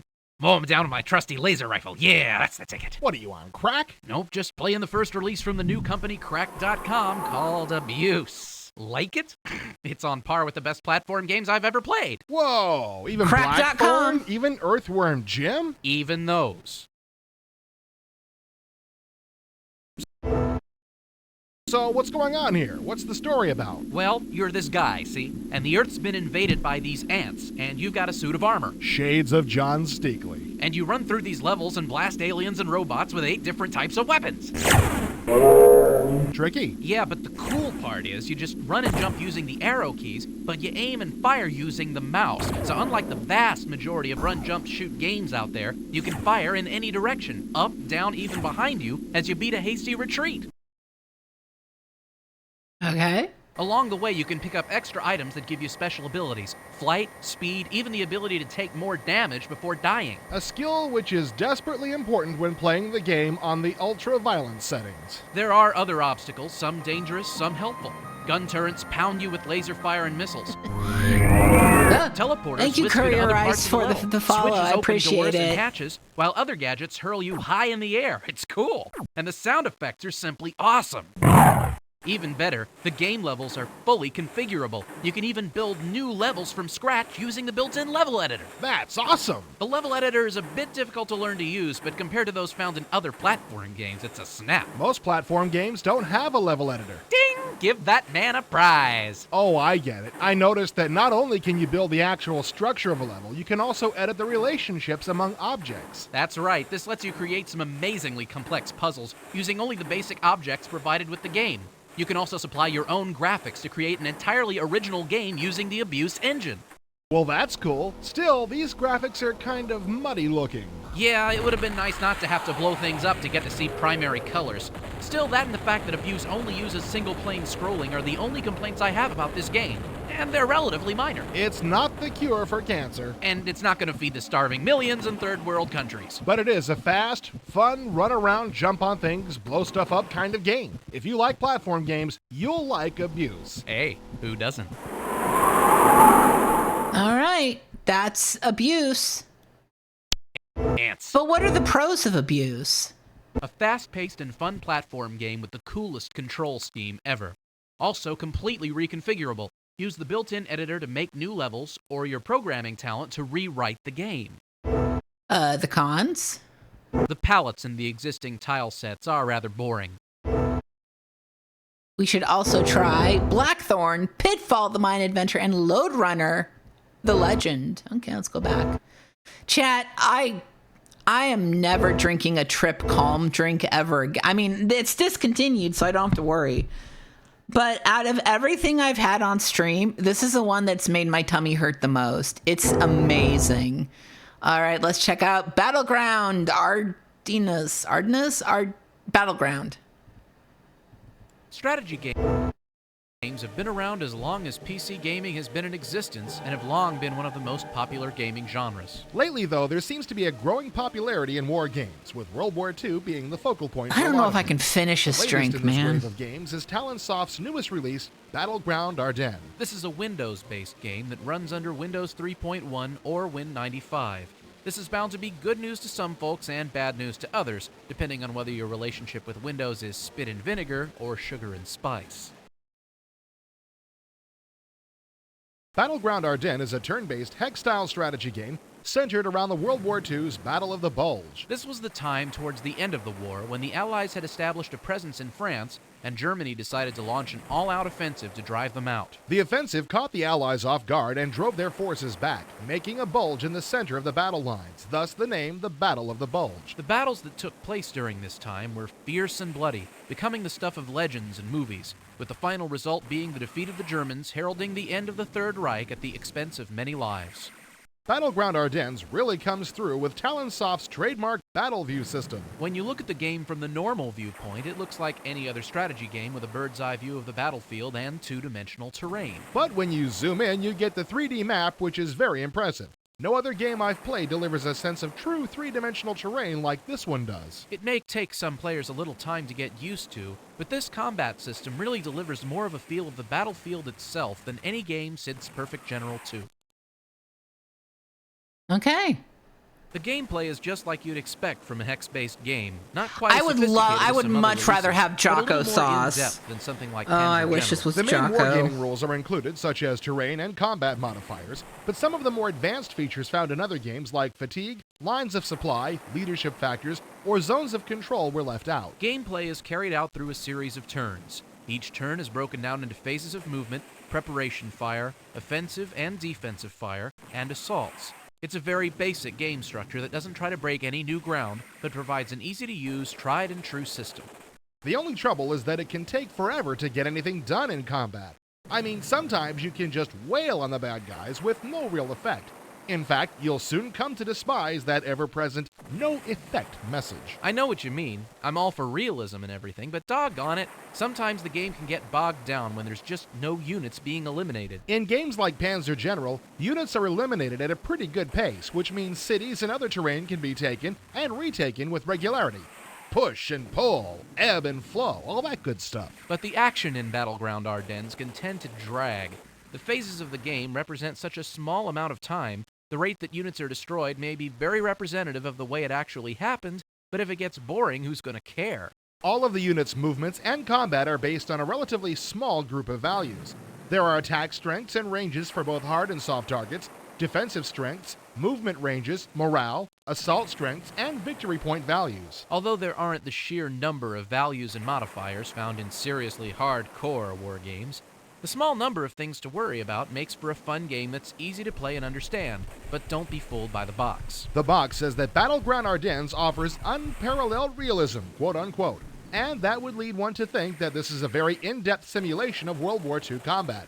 But while it does give a good feel for combat with the units of the time, it by no means offers realism that is unmatched by other games. But it's still fun. There's only so much you can do in a game that's as focused as one battle like Battleground Ardennes is. So the designers have added the friend of all true gamers everywhere, the Scenario Editor. With the Scenario Editor, you have full control over the placement of units, fortresses, and objectives on the map. You can also mess around with the intangibles of a scenario like victory points, off-map artillery, and reinforcements. You can also change the pre-existing scenarios as well as make your own. But again, don't assume anything when you're reading the back of the box, which says a full-featured Scenario Editor is included. While that may be true technically, some folks may assume you can change the battlefield itself. Nope, you have 3 maps to choose from, all prefabricated. and the terrain the maps come with is the terrain you're stuck with. You can't change the tiles or anything. If an in-depth simulation of World War II combat is what you're after, Battleground Ardennes is not the game for you. But if you want a decent strategy war game that's centered around World War II combat, Battleground Ardennes isn't a bad game. It helps to have a machine with 16 megs of These RAM. guys love their hex The entire map is games. loaded into memory, which means using virtual memory on 4 and 8 meg systems, so sometimes moving around the map can be a little sluggish. But even with 8 megs, it's not bad. The 3D Battleground is a really neat environment to play in, and it really gives that sense of terrain that's missing from lots of other games. While it may not be the most exciting or most precise strategy game ever to be released, it's still fun. And like it says on the box, if it's not fun, who cares? Okay. But I tell you, what are the pros? Strategy games have been around as long as PC Yeah, gaming real has been in grognards. existence, and have long been one of the most popular gaming genres. No, I said the pros. Talonsoft's There new we go. Battleview combat system is really worth checking out. It's a fun and easy-to-use system that most folks outside of the hardest of hardcore wargamers will enjoy. And the cons? The game can really bog down on the excitement department, and the scenario editor lacks the ability to customize the map. We should. My life is nothing but pain. It is. We should also try Steel Panthers, as mentioned in the letter section. D-Day, America Invades, and Panzer General. Okay, I will. But what about Beavis and Butthead? Wow. Way back, Chat, in the early look at days this. of IE, Last summer, that is. a fortuitous meeting took place between then-editor Tim Keating and MTV celebrities I wish. Beavis and Butthead, who were touting a new screensaver or something. Keating made a humble suggestion to the famous headbangers. Hey guys, forget this penny ante crap and make a full-fledged PC adventure game. I wish this The was idea me. was met with some skepticism at first. But don't, dorks play adventure games? Yeah, there's lots of dorks running around this convention too. Yes, a lot of dorks play adventure games, but they're dorks with lots of money. Gotta hand it to him. That And thus was not the born worst Virtual Beavis and Butthead Stupidity impression from I've Viacom, heard. a CD-ROM adventure better game than that's their other really cool and impressions. Not stuff. great. I've gotta but- say, I didn't think these guys had it in them. Virtual Stupidity is more than just a chance to break stuff. It's actually got a story and puzzles and everything. Beavis and Butthead want to join Todd's gang, 'cause he's cool and beats people up and stuff. Let's get started, people. To do this, they first have to get out of Science Lab without hurting anyone with the Bunsen burner. Joining the gang isn't going to be easy either. Give me 2 double world busters, fries, and 128-ounce cola. Because Todd doesn't exactly hold our heroes in the highest regard. I'm gonna kill you little turds. Yeah, he thinks we're dorks. He thinks they're dorks, so you've got to help them prove they're not dorks. One of the best things about this game is the interface, which was more or less stolen straight out of Full Throttle. No way, man. We didn't steal that. That was 2 other guys. Yeah, no way. Well, anyway, you click the right mouse button and up comes this skull. Skulls are cool. Up comes this skull with an icon for every action you can perform. You said icon. You drag your cursor over the action you want and let go of the mouse. Is that how I can get some action? I gotta do that. You'll never get any action, butt munch. That's right. Good one, Butthead. The adventure can get pretty tricky, especially for folks who aren't that familiar with this type of game. Yeah, this really could have used an online help feature, especially since there's going to be a lot of non-gamer fans buying it. They'll probably end up just wandering around for a long time trying to figure out what to do. Wandering sucks. Fortunately, if you get too fed up with things, you can start playing one of the 4 mini-games included. You can hock a loogie over the side of the high school, trying to hit the principal's bald head. What the hell? What are you kids doing up there? Or you can hang out at the tennis court, throwing balls at the yuppies who are trying to play. Get them. Or you can burn bugs with a magnifying glass to keep them away from candy on the sidewalk. You can even get on stage and play air guitar. Yeah, you can even sit and watch MTV, which usually sucks. Yeah, but this one rocks. It's like guar. Let's face it. I either don't you know love what to Beavis say. and I'm Butthead, being or you attacked despise by them and the think they're game contributing to and the by the moral drink decay of right now. society. If you fall into the second category, it doesn't matter how good this game is, you'd hate it. So don't buy it. But if you're already a fan, or think you probably would be, Virtual Stupidity is really well done and is very representative of what the show is like. No big surprise, since it's written by the same people and voiced by Mike Judge, the show's creator. The point is, it's funny as hell and easy to play, so pick it up and laugh your butt off. Hey, Beavis. Yeah, butthead. Computer game critics suck. Cool. All right, but what are the pros of virtual stupidity? What are the pros of virtual stupidity? I don't even know if I can gesture with this tummy ache, but I will do my best. Flippity flipper. The horse is a jester. All right, what are the pros of virtual stupidity? This is not just a damn funny product, it's also a well-designed game with an excellent interface. Fans of the program will go crazy over this. And the cons. Some of the puzzles are pretty tricky to figure out, especially for guys this stupid. An online help feature would have been a great addition. And we should also try Salmon Max Hit the Road, A Day of the Tentacle, and MTV's Club Dead. Isn't it Club Dread? Never mind, it doesn't matter. It doesn't matter. What's next? It's time to review capitalism. The high-energy atmosphere of today's corporations, the financial data, the conference calls. The boredom. Come on, you know what every business meeting in the world sounds like. The projected annual revenue over the next 2 fiscal years has been extrapolated using the data attained from the past 10 years, averaged out with the gross national, the gross domestic product. Well, that may be your idea of it, but interactive magic is giving this genre a whole new look and feel with capitalism. All I know is that if I can't shoot something, I don't want to play it. This is a business simulation. How exciting can it be? Well, I know you won't believe it, but capitalism is one of the more entertaining games I've played in a while. You know, you're right. You've played it? No, I don't believe it. This is just something you have to play to understand. Check this out. Capitalism operates in real time, and the object is simple. Make lots and lots of money. The player starts off with a little bit of personal money to invest and a 50% stake in a corporation. If this is a financial simulator, what's up with this map? When you first start out, none of the competing corporations have any businesses, only money with which to start businesses. So you have to start businesses on this map. And the terrain affects what kind of businesses operate there, right? Yep. And the distance of the businesses from each other also affects the price of the products through shipping costs. So let's see, there's farmland, cities, suburbs, and seaports. What do seaports do? Seaports import products from out of the playing area. Each port can bring in 3 different products at a time, and they can change during the game, leaving you without a product you depend on. That stinks! How can you establish a business if you're just going to get your product cut off? Let me explain how you make money in this game.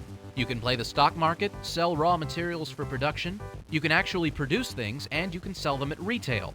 The tricky part is that multiple products can be combined to make other products, and the seaports never have anything that someone can't produce themselves. So you can sell whatever's being brought in, or you can make it yourself? Right, and it gets very complex and involved doing it, but it's a lot of fun. But what do you do in actual gameplay? For a game as complex as capitalism, the gameplay is very simple. To set up a firm, you must first purchase a piece of land and build on it, which is all handled in one easy step. What in the world are all those squares for? Those are spaces for work units. When you set up a manufacturing factory, you can't just tell it to make something. You have to bring in the raw materials, tell the factory what to produce, and have some way of selling it. That's where work units come in. I get it. You set up 1 unit to buy the raw product, 1 unit to actually make it, and 1 unit to sell it. That's it exactly. You can determine this flow of production from one unit to another by connecting them with these lines. Every firm, mining, farming, sales, whatever, they all have 9 empty units to use, but you can make or sell as many different products as you have empty unit spaces for. I really like that. It gives a real sense of strategy and realism to the game that's lost when you just tell a factory to make something. But what are all those little lines for? These lines show things like supply, demand, product on hand, level of production, things like that. It's very easy to read, and it's an ideal structure for capitalism. When you start trying to maximize your production and factory space, Man, they arranging like work units isn't as capitalism. easy I as heard it it's may an okay sound, game. But when you find that perfect arrangement, you can save it in the layout library. Aw, that rocks! So you can just copy that structure over to a new firm without having to go through the trouble of setting it up every time. When you get to the point where you're setting up lots of factories and stores, it really helps to have this feature. But you know, business is much more than just making and selling things. Right you are, and thank you for that segue, because Capitalism the Game consists of more than just making and selling things. Each product is rated in 3 categories: price, quality, and brand. So these are the factors that determine what's important to the consumer? Right. If a product has a high price factor, then that means price means more to the consumer than anything else. And if it has a high quality, then that's what's most important when buying it. Price would be easy to control since you just lower your prices, but how do you control quality and brand? Quality can be boosted by buying better raw materials and doing research. R&D departments can be set up which come up with better ways of production, which make the quality of the final product better. And increasing the brand factor? Increasing the brand factor is simply a matter of advertising, which is involved in and of itself.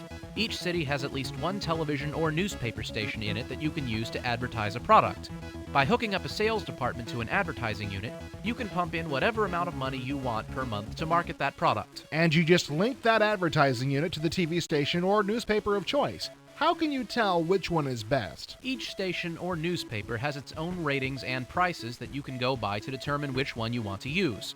So not only are you in the business of business, you're also having to learn to advertise. This is all getting a little bit overwhelming. There's Yeah, a ton this of is stuff to you worry don't about in say. This game And seems you thought it would be insanely boring. overwhelming. But you're right. Capitalism can get to be a little overwhelming when you start getting a whole bunch of firms to worry about. But you can hire a president to look after your businesses for you. I thought I was president of this company. No, you're the CEO. The president is the person responsible for the day-to-day operations of things, while you worry about bigger things like the stock market and expansion. But if the president is running everything, that takes a lot of the fun out of the game, doesn't it? Well, it could, but you don't have to assign your president to run all of your businesses if you don't want. You can assign any businesses you own for the president to control, but you can always turn all of your businesses over to the president. But it's the computer that's running things, so how can I be sure that he Or she will do what I want? There's a list of folks you can hire as president, each with their own attitudes and experience. You just hire the person with the style you like. Once they're hired, you can set their aggressiveness as to how your product's overall ratings are set. But the higher you want your product ratings, the more they'll invest in achieving it. So I can have a president for my retail stores, a president for my factories, and a president for my farms? Unfortunately, no. You can only hire one president at a time, but that's where a strange little quirk was noticed. A president can resign at certain times, leaving you to hire a new president. But if the person that quit still views you favorably, it's possible to turn around and rehire them at a substantially lower salary than what they just quit over. That's not right. When someone quits, they normally don't come back to work and they never get back at a lower salary. That really needs to be fixed. But the features of this game that make it so realistic are all of the reports and information that go along with the game. There are corporate detail summaries, product summaries, manufacturers and farmers indexes, and just about anything else you could want. They're all here. But unless you're dealing with this in everyday life, how could you ever deal with all this stuff? Well, you're right there. When you first start playing, the sheer amount of numbers can get overwhelming. But as you go along and get more and more into the game, you'll find that these numbers are not just there for show. You'll be wanting this information, and you'll be using it without a second thought. Sounds like there was a lot of thought and attention put into the financial model. These reports are the real deal, the same kind used in everyday business situations. This game could be used in business classes. When you want a simulation, capitalism is as real in financial concerns as you could get. For all of its accuracy and realism, this is still one very good-looking game. These SVGA graphics and photos of actual business firms and people are great. Oh yeah, nothing's been overlooked in this game. You'll be spending a lot of time staring at the screen, and since there's not a lot of action, it helps to have an attractive screen to look at. The interface is easy to use and understand, since you can do anything you need to do with the mouse. But in case you're a keyboard kind of person, most commands have a keyboard equivalent. One of the problems I'm sorry, this game, it seems interesting, but this seems like Alex Poison. It can get kind of tedious after a while. No kidding. Getting there is fun, but after you start making lots of money and everything starts running on its own, there's nothing left to conquer. No real direction to go in. But Interactive Magic has taken care of that problem. While it is possible to play an open-ended game, capitalism has a set of scenarios included in it that help keep it from becoming too vague. How can you have a scenario in a financial game like this? Oh, that's easy. You might have so many years to get a corporation's revenue up to a certain point. You may have to save a company from bankruptcy, that kind of stuff. This gives capitalism that little sense of direction that has hampered games like this in the past. For every feature that we've covered in this review, there's got to be 3 that we weren't able to get to. But that's okay, because the more you get into this game, the more fun it becomes. I've got to admit, I never would have thought that something like this could be good, but capitalism really seems to have it together. Capitalism is just plain fun. There are plans to make a multiplayer version of the game, but right now, capitalism is just a single-player game. But if you've played and enjoyed games like Master of Orion and SimCity 2000, you must get capitalism. No financially oriented game can even touch the quality of capitalism, and every strategy gamer has to put this on their top 10 most wanted list. Okay. They love the shit out of capitalism. But what are the pros of capitalism? Interactive Magic has managed to not only make this game enjoyable, but a whole lot of fun. Unfortunately, I am the beverage king. The king of tummy aches. Despite depth that you won't believe. Oh yes. I am no longer a jester, am I? The horse has removed my jesterness. Cactus Bee, thank you so very much for the raid. Let me give you a shout out real quick here. I'm sorry, I'm a little out of it. My tummy really does hurt. Oh, why did they do... I had a bad drink, Chad. If you're new here. I had something here. Let me show it to you. I had something called Trip Calm, a mindful blend, and it's mindful of making me feel sick to my tummy. So I just want to say I'm glad HEB is no longer selling this. It's a very dubious potion. What are the cons of capitalism? Are there even any cons to capitalism? I heard it's the best system. The president function needs a little work. You should be able to hire more than one at a time, and you shouldn't be able to rehire a president who has just resigned. We should also try Master of Orion, SimCity 2000, and Caesar 2. Oh. Why did they make a drink that did this? Why did they make a drink that's bad? Why would you... Okay, CivNet time. Many moons ago, back in the days when IE used to run an interactive interview each and every episode, we had a chance to speak with... Yeah, the drink is sponsored by an app. Calm. Sid Meier. I forgot you were a charter member of the Cult of Sid. Bite your tongue, infidel.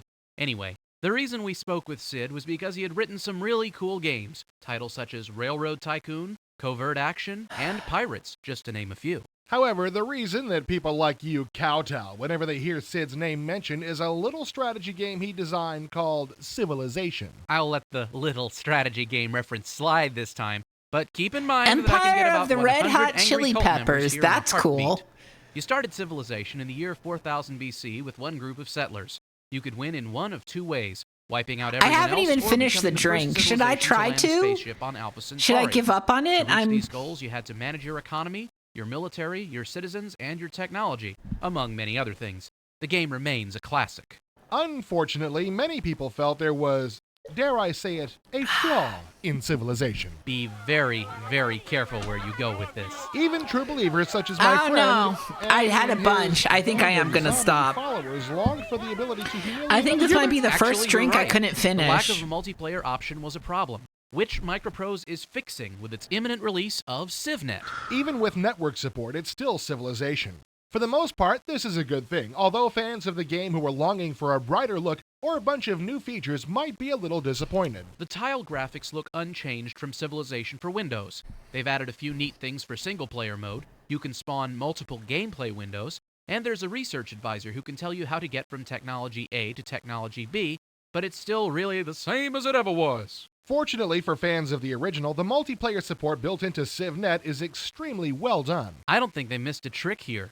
You can play head-to-head via modem or direct serial link, over a LAN, over the internet, or through an online service. Once you're hooked up, you can insult any or all of your opponents through the chat mode. You don't even need a modem for multiplayer CivNet. There's an option for hot seat on one PC, where you have to trust your vile opponent to look away while you're making your moves. The designers even managed to overcome the problems inherent in adapting a turn-based game to a multiplayer environment. As a matter of fact, I understand that solving that problem was one of the reasons why the game missed its original ship date, but it was well worth the wait.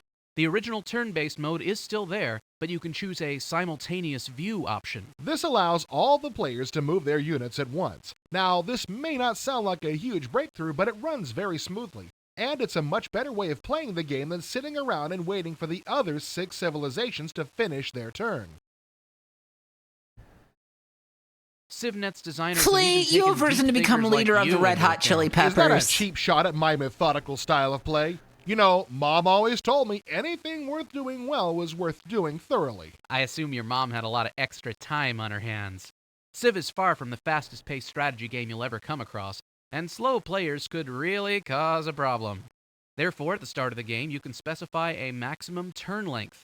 You can also set a sudden death time span, which starts when all but one player has finished his turn.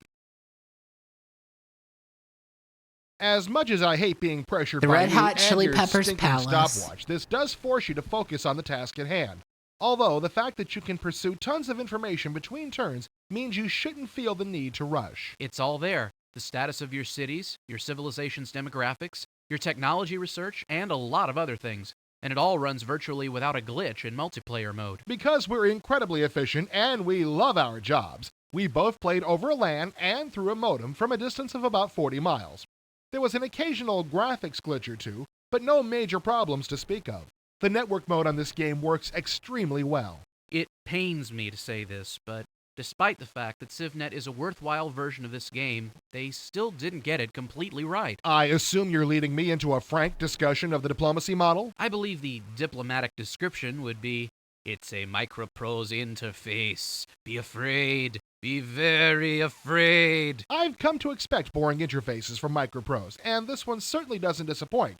But what's up with the lack of options on this thing? I was hoping that when you met another human player, you could haggle, steal, lie, I will cheat, say, you do look like a Red Hot Chili Peppers here. I like that you're nude. I didn't know you could be nude in CivNet. To accomplish those. Yeah, what's with having to give money or technology to your opponent and then just expecting him to give you something worthwhile in exchange?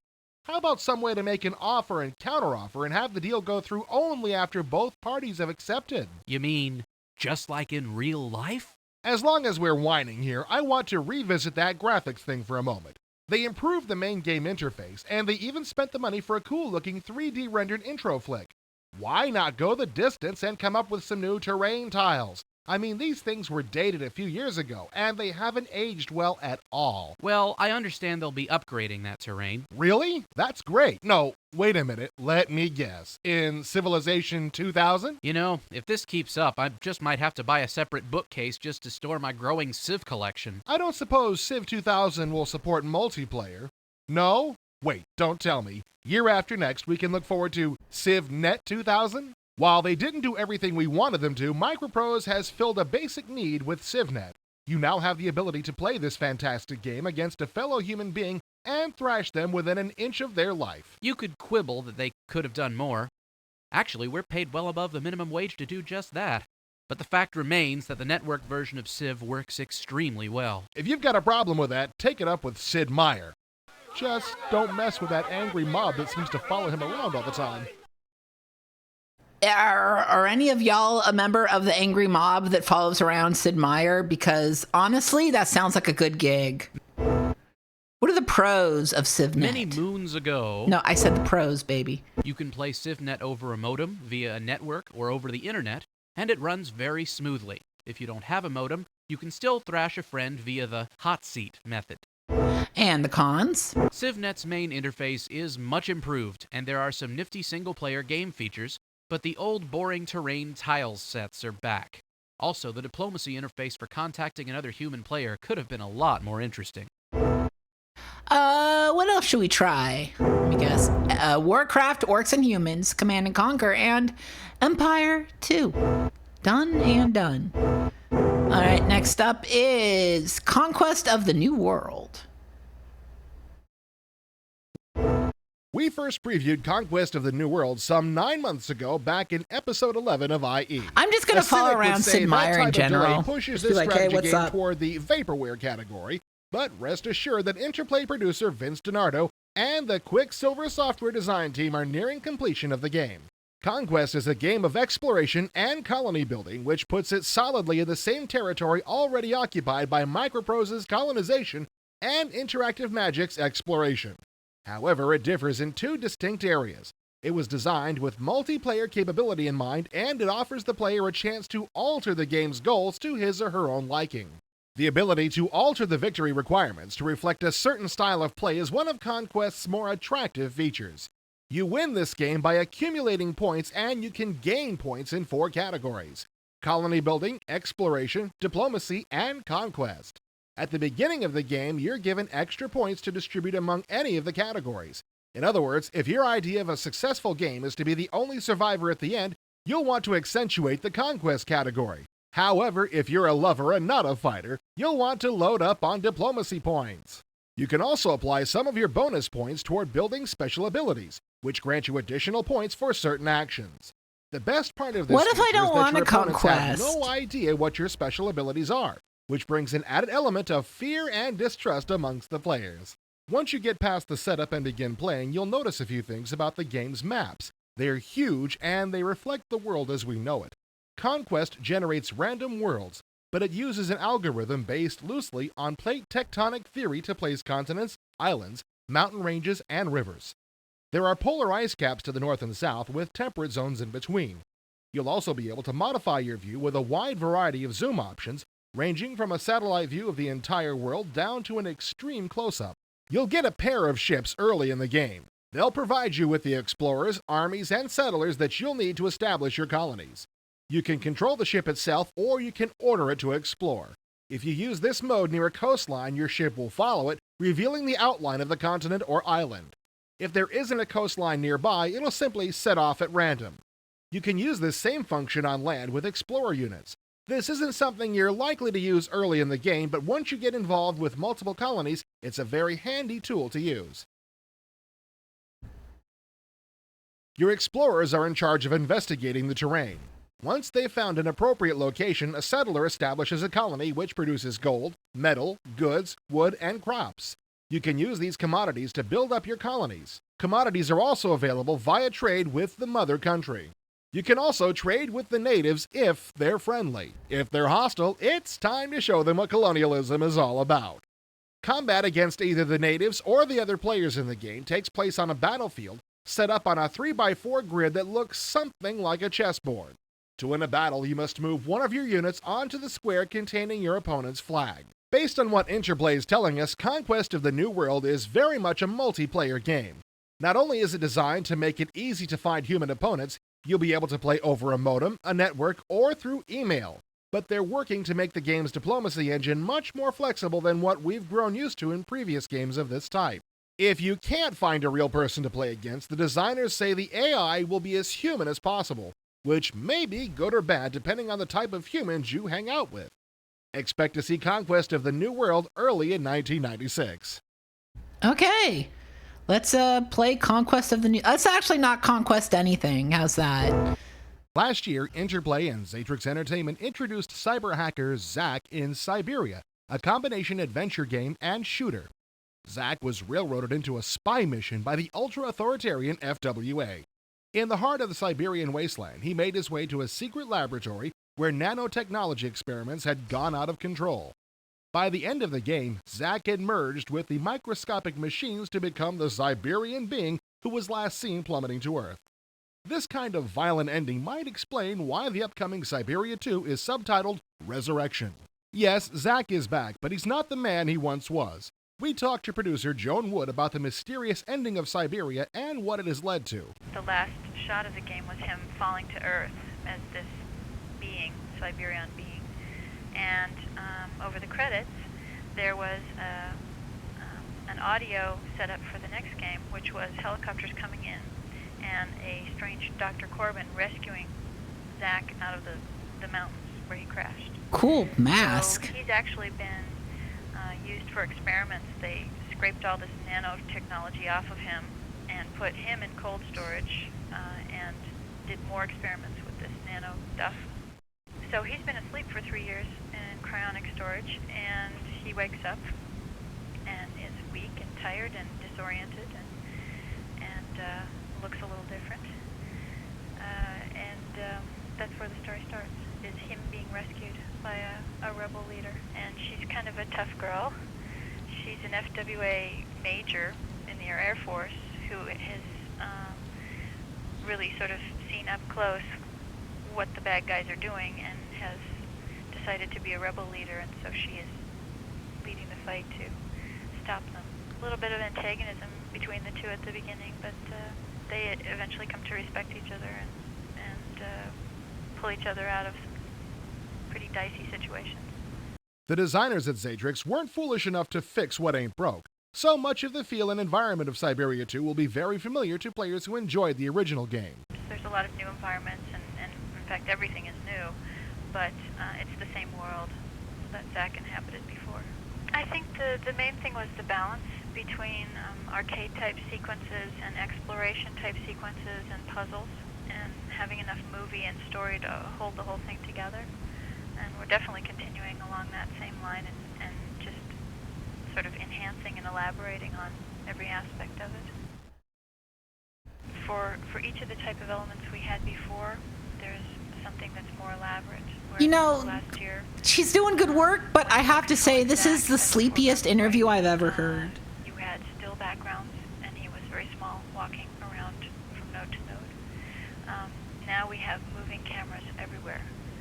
So the camera is following Zack, and he has a very, very large foreground sprite that the player is controlling lateral movement and jumping and ducking and firing.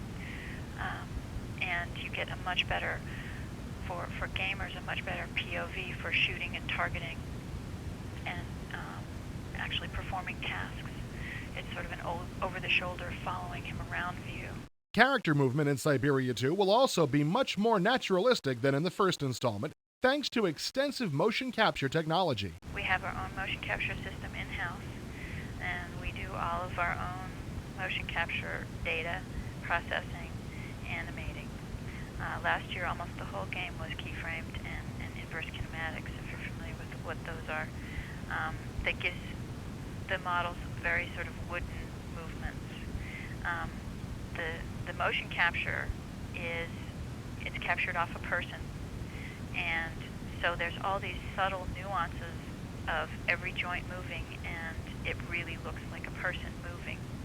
And this motion capture is applied to the main characters, but it's also applied to people just standing around in the background, and it gives a feel of realism that you really just aren't used to in CG. I think that's the technical side of that was very, very challenging, but the payoff is great. One of the few complaints IE had about the original Siberia was the repetition and predictability of the combat sequences. Once again, Xatrix seems to have it covered. What we've done is very much enhanced the number of enemies that can be displayed and the randomness of those enemies, so that whether you're driving in a car or you're flying in a plane, the replay factor is much greater. There's groups of enemies and families of enemies that come randomly, and that makes it much more challenging. You can't just fly through it and memorize it. You have to actually respond to what happens on screen and play it pretty much shooting from the hip. While Siberia wasn't flawless, it was nonetheless a very strong game that demonstrated the strong design talents of the Xatrix crew.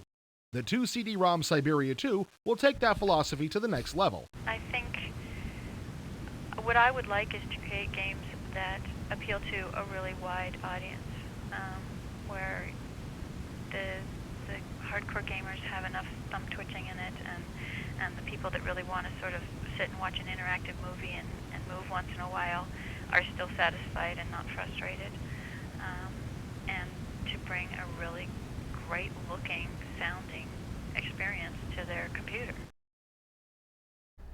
All right. That's Siberia 2. What about D-Day, America Invades? Avalon Hill, along with got Atomic Avalon Games, Hill. has released the third in its World at War series entitled D-Day, America Invades, a very successful integration of simple gameplay and sophistication. It doesn't try to go all out in the area of graphics like Steel Panthers did.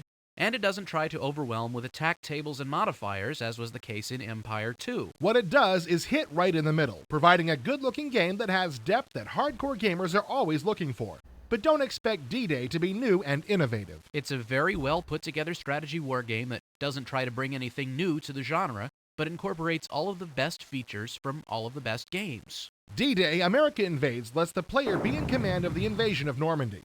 By playing either the Allied or Axis commander in any of the 7 scenarios, I guess you could say that there are 14 scenarios to play, but even that's not a great amount. Well, some of those scenarios could take quite a while to get through, but more scenarios would have been a real plus, not to mention a scenario editor or a random battle generator. But the lack of scenarios is really this game's only problem. The game itself plays like any other hex-based strategy war game. Both sides give orders to their troops, then you watch as your orders are carried out. Each turn represents 4 hours in the day, with 2 turns being at night and the other 4 turns occurring during the day. After the orders are given to the troops for a turn, the action occurs in a simultaneous style, meaning that both armies execute their orders at the same time, instead of one army moving before the other. D-Day puts ground, air, and naval units at your disposal. And the genius of this game is how the designers have taken some pretty sophisticated features and developed them into a system that's both fun and easy to use. Ground units actually have 2 commands to go by on each turn. The primary command concerns that unit's movement or combat. If a unit is moving, you decide how quickly or cautiously it's going to move, and if it's attacking, you decide how intense the attack is to be. The secondary command deals with the defensive posture of the unit. So if it's attacked, the unit is told whether to defend itself, retreat, or hold its ground at all costs. Air units are a little more simplistic in design. By calling up the aircraft menu, you're presented with all the aircraft that are ready to go. But you don't have to be an expert on the types and models of planes that participated in the invasion. What you're presented with is a list of the kinds of missions the planes are used for. So if you want a heavy bombing mission, you choose from the Bombers menu. And if you need some reconnaissance performed, you simply pick from the Recon menu. Some hardcore gamers may grumble at the fact that this is not as realistic as it could have been, but it manages to keep the game rolling along at an enjoyable pace, and you don't have to keep crawling through the manual to check on what model of plane can do what kind of mission. Naval units are much like aircraft, but are probably the most simplistic units to deal with. Actually, you don't have any control over the naval units except for fire control. The ships sit offshore, but you can't move them around. All you can do is choose a ship to fire and a target you want it to fire at. But where the aircraft had different kinds of missions to perform, the only difference between the types of naval units available is how far inland their fire can reach. They are limited in ammo and leave the game for a few turns while getting resupplied, but you can't control any of those functions. You just use them for artillery support, which is the function they performed in the actual invasion. All of the good strategy wargaming stuff is included in D-Day, and then some. Basics like keeping lines of supply open are here to keep track of. You can also reattach units to new headquarters when you move them too far away from their current HQ. There's also replacements, fortifications to build, and weather which affects the battle.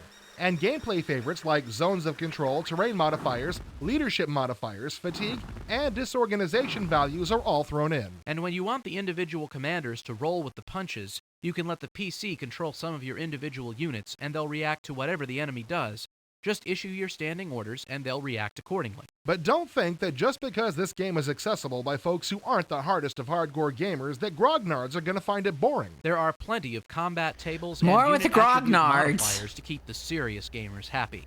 The manual has details on how the computer is deciding the combat odds and outcomes of all the battles, so you can do some heavy-duty war computations while playing the game. For example, this is a passage straight out of the manual, and I quote, "If more than 2/3 of a hex's stacking limit is assigned to attack, the attack is conducted using the fraction of the total attack strength that corresponds to 2/3 of the stacking limit, usually 6/7, 3/4, or 2/3 for 7, 8, and 9 stacking points respectively," unquote. Now, if you didn't understand that, or just don't care, that's fine, because you'll have a great time playing the game without worrying about all the fine details like that.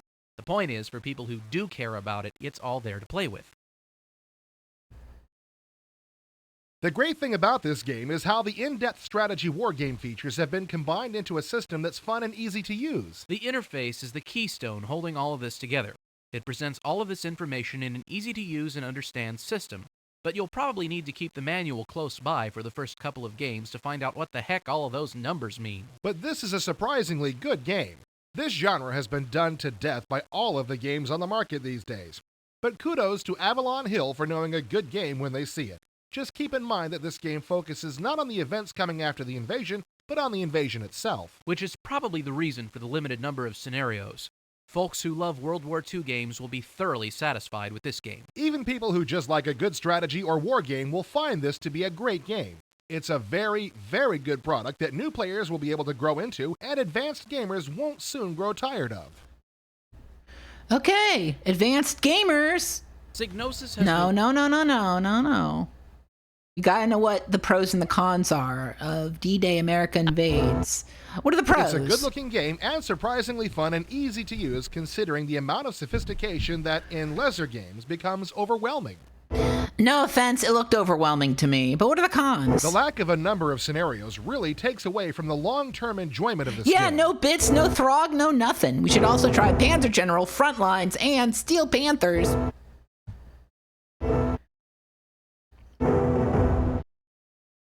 What about Destruction Derby? Psygnosis has There we go. released the PlayStation game Destruction Derby for the PC, and what a surprise it is. In this market crowded with all kinds of racing games, it's really nice to find a game that rises out of the pack and distinguishes itself. If that's a way to say that this is one honkin' great way to smash cars into each other at high speeds, watching them crumble into crushed shells of rolling destruction as bits and pieces of chassis go flying all over the screen, then you're right! As you might be able to tell, this game Voices seems are to have back, a strange baby! effect on people, particularly males, whenever it's getting played. It's a strange sight indeed to see a crowd of guys gather around the monitor and start grunting and scratching themselves as the cars smash into each other and careen into the walls. Whatever the reason behind this phenomenon, Destruction Derby seems to have the ability to unlock that side of us that tries to find the answer to the immovable object, irresistible force paradox. Destruction Derby is more than just one game. It's actually several different games involving cars, high speeds, and lots of destruction. The game that is undoubtedly the most fun is the Destruction Derby itself. Set in an arena called The Bowl, all of the cars start on the edge of a round, flat, open arena and try to beat the living hell out of each other. Strangely enough, the object isn't to cause the most hurt, but to spin the other cars. When you spin a car 90 degrees, you get 2 points. 180 spins, get 4 points, and causing some hapless driver to go a full 360 nets you a whopping 10 points. Of course, this isn't as easy as it may sound, and you'll take a pounding as often as you give it. The more damage a car takes, the worse the body looks. It's all accompanied by billowing smoke. A diagram in the lower right of the screen keeps track of your car's damage through the color of arrows pointing at strategic parts of the car. At full strength, the arrows are green. But as damage is taken, the colors progress towards red. But it's the 2 arrows at the front of the car which show the condition of your engine that affect when your car is dead. When those arrows go, regardless of what shape the rest of your car is in, your car is dead. When you take an especially good series of hits to certain parts of your car, you'll notice various things happen to your performance. You might start pulling to the left or the right, or even worse, lose most of your ability to steer at all. This makes running into a wall more of a threat than being nailed by an opponent. You're really in trouble if you lose power in your engine. Your car will slow to a crawl, at which point you might as well paint a big bullseye on your car. The only trouble with this is that the cars slow down a little too much. If it's just you and 1 or 2 other cars driving around at a crawl, Swell it can time! take Thank you for forever the to crash into raid! each other, and even longer to knock We're the other learning guy about out of Destruction the game. Derby When on you the get to that point, there's PlayStation. more Thank you so excitement much. watching a tree grow. So thank you for the art earlier. That art was great. I got a great piece of art. Check my blue sky. Basically, this is Destruction Derby on a racetrack. Instead of being in the bowl, you're now on a racetrack with all of the same scoring methods in effect. But now you get 10 points for I'm always finishing calling your first. I'm sorry, Chief. I'm I'm always calling your whole last name. Thank you so much. You're going in the same direction. So the designers have thrown in some interesting sections of tracks to help things out a little. What they've done is built in intersecting areas of tracks called crossovers. This is where the traffic goes across the same part of the track at 90-degree angles. Zero luck. Thank you for the catch follow. Or are caught by other cars at just the right angle for maximum rotation. It's a crapshoot when you go through these crossovers on whether or not there's another car crossing through, but some of the pileups and crashes are very impressive. When you're racing around these tracks, you might get tired of trying to crush The the entertainment opposition, is so very Destruction Derby interactive. has We've a had a mode lot of simply called long, Stunt Car lengthy Racing. reviews of strategy This gives games 0 this points for spinning episode. other cars and lets you concentrate on winning the race. The object is to just get around the track before anyone else. What's surprising is that this is just part of a bigger game, and it's just about as good as any of the other arcade racing games out there that concentrate just on simple racing. You can even compete in time trials, which is racing on the same tracks except no one else is racing against you. It's just you racing against the clock. When you compete in championship seasons, you're put into a division, and as you move into the next higher division, you gain access to new tracks and different cars. As you can see, the graphics are really great. What's even graphics better is do that look this good, is I'll give only them in that. VGA, meaning slower systems shouldn't have much trouble running the game smoothly. But these are some of the sharpest VGA graphics around. You can really tell when a car is getting the snot crunched out of it, and the background graphics are equally impressive. The mountains, I wanna play this cityscapes, game in balloons floating CGA. around, it's all here and looking really sharp. One drawback is that while the graphics are nice, you're kind of limited to what you can see. The camera smoothly scrolls from the front to the back of the car depending on which direction you're going in, but there's no way to see to the sides. Which gives the computer an unfair advantage and can be a little frustrating at times. It would have been great to be able to look left, right, and behind while driving around, but it's not to be. One real problem with the game is that it doesn't support a steering wheel. Yeah, this is the peripheral, which would have PC been a very version. Sorry, that welcome was part my of the game. bad. You can use This the is keyboard, their an PC analog port joystick, of the a digital PS1 game, I joystick, think. or the mouse. But a steering wheel was suspiciously absent. Normally, a game will recognize a steering wheel as a joystick, but not here. It would really have helped gameplay. The keyboard, though, works surprisingly well, and the joysticks work just fine. Mouse control is as good as your mouse is, but doggone it, if it's a racing game, I at least want to be able to use this $100 peripheral. There's lots of other little features like the replay mode where you can make your own film of the race through a wide variety of camera angles. You can also race against other humans through either linked computers or league play, where everyone competes individually. There are a lot of options in this game, which has a surprising amount of depth to it. At first glance, it may just seem like a novelty game, but Destruction Derby is really one of the better racing games available right now. For pure fun, Destruction Derby can't be beat. It's got great graphics, great gameplay, and the collisions are the most satisfying destruction you'll inflict on your PC.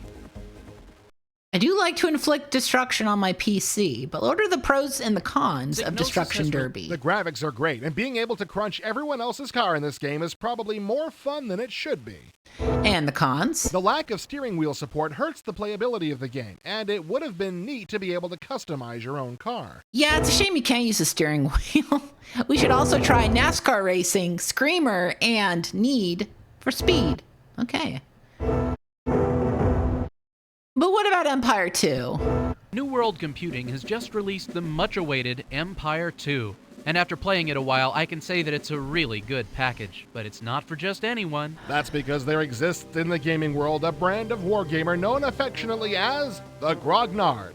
This is the person that drives casual gamers up the wall. It usually goes like this. I really liked that scenario of the Battle of Waterloo. It was a lot of fun and the graphics were great. Maybe so, but it was all wrong. The French forces weren't strong enough. The computer intelligence was way below normal because the enemy forces would never have responded like that. And where did that weather come from? If that would have actually happened, the battle would have been totally different, and the unit strengths were all wrong, and I'm telling you, there were some birds flying over in the real battle that wasn't simulated in the game. What? I thought it We was got fun. voices, chat! Bah! That person is called a Grognard. They know everything about every battle that's ever been fought in history, and they've played every war game that's ever been released on the PC. It's very difficult to make a game that pleases these guys, but Empire 2 just might do it. But it might be at the expense of the casual wargamer. The reason that these hardest of hardcore gamers will really like Empire 2 is that when you buy it, you really aren't buying a strategy war game at all. You're actually buying a strategy war game engine. All of the scenarios that are included in the package have been designed with the tools that are included in Empire 2. There's a complete map designer, unit designer, scenario designer, and an icon Vestless, editor. thank you for the 100 bits for bits. Different from the masses of other games They on the are market. bitten. And while there are certainly plenty of games that include scenario editors, There really hasn't been a game that gives such complete control over every single aspect of gameplay and still have the high quality of play that's delivered in Empire 2. The gameplay in Empire 2 is very much like all the other hex-based games on the software shelves today. The battlefield is viewed from overhead and the units are represented by square counters that look like cardboard cutouts. Movement and combat attributes have been assigned to each unit. The different types of terrain affect line of sight and movement rates, and certain units have the ability to fire several spaces away. It's pretty much the same old style of game. You can play in two different modes, sequential or parallel. Sequential sets up the game where one army moves and attacks, then the other army moves and attacks. In parallel mode, both armies give their commands and the armies then carry out their orders at the same time. Parallel mode seems to more closely represent actual war, but I think sequential lends itself better to gaming. But it's all a matter of taste. Playing the game is a matter of choosing a unit and issuing the desired order from the toolbar on the right side of the screen. You can also bring up the same commands through a window from each individual unit. It's an interface that's easy to use and understand, even if it does require a few more mouse clicks than I'd like. The graphics, while being functional, are not all that spectacular. All of the standard wargaming terrain is here, like rivers, roads, forests, and deserts. While not being ugly, they certainly aren't all that pretty. But where Empire 2 really gains points is the fact that every editor used to design the scenarios is included in the package. The map editor lets you designate the size of the battlefield, then all you have to do is pick a tile type from the toolbar and click it onto the map. When you place a connectable tile, like a piece of river or road, the computer automatically connects when the same type of tile is placed next to it. And the map editor also comes with some handy paint tools, and that's a good thing because editing some of the larger maps can take quite a while. It features a function to paint 3 squares at a time, cut, copy, and fill regions of the map. You can even have the computer generate a completely random world. Unfortunately, you can't edit the tiles themselves. It would have been great to be able to design your own tiles, but you have to work with what is provided. One of the better editors is the technology editor. This is where all of the units are given their movement, sighting, and combat attributes. There's a lot more to this than what you might think. The trade-off of being able to edit any attribute is the fact that this can become a little overwhelming and time-consuming. Just some of the things you can modify in the technology editor are the unit movement characteristics, movement terrain modifiers, unit combat characteristics, ranged fire terrain charts, ranged fire target modifiers, unit sighting charts, and you can even assign sound effects. With this technology editor, you aren't just limited to a certain style of unit, like a World War II game would limit you. You can make any kind of unit you can think of and give it any kind of attributes that you want. Again, it would have been nice to have been able to edit terrain tiles in order to make things like outer space scenarios. The scenario editor is where all of your work is brought together. Once you've decided on the map and unit set you want to use, I you go to thought it was a D&D term, Grognar. Yeah, okay. You give the scenario Now we know. description and assign all of the units to positions on the map. You can also add scheduled events like weather and unit replacements and reinforcements. Don't forget about supply locations, and victory conditions also have to be established. There's a lot to do in designing a scenario from the ground up. But if you're that kind of person, Empire 2 is all you'll need to design that battle you've always dreamed of. Topping everything off is the icon editor. That's right, you can even design the icons for your self-made weapons. Empire 2 provides you with a paint program that allows you to paint whatever you want using a simple point-and-click method. If you've ever used a real paint program before, this icon editor might drive you a little crazy since it is very primitive and doesn't provide all those nifty paint features like fill or cut and paste. But at least you aren't stuck using someone else's icon designs. Whether or not you should buy Empire 2 really depends on what kind of a person you are and what kind of game you want to buy. Anyone who would consider themselves a strategy wargame grognard would be happy with this game. Anyone who loves to really get into the technical side of games would probably like Empire 2. If you want a good-looking game that lets you blow up lots of things and has a high excitement level, well, you might want to get something like Steel Panthers. If you want something flashy and exciting, Empire 2 isn't it. If you want something with substance, something you can spend lots of time with, a game that can go as far as you want it to, then Empire 2 is the game for you. Okay, Empire 2.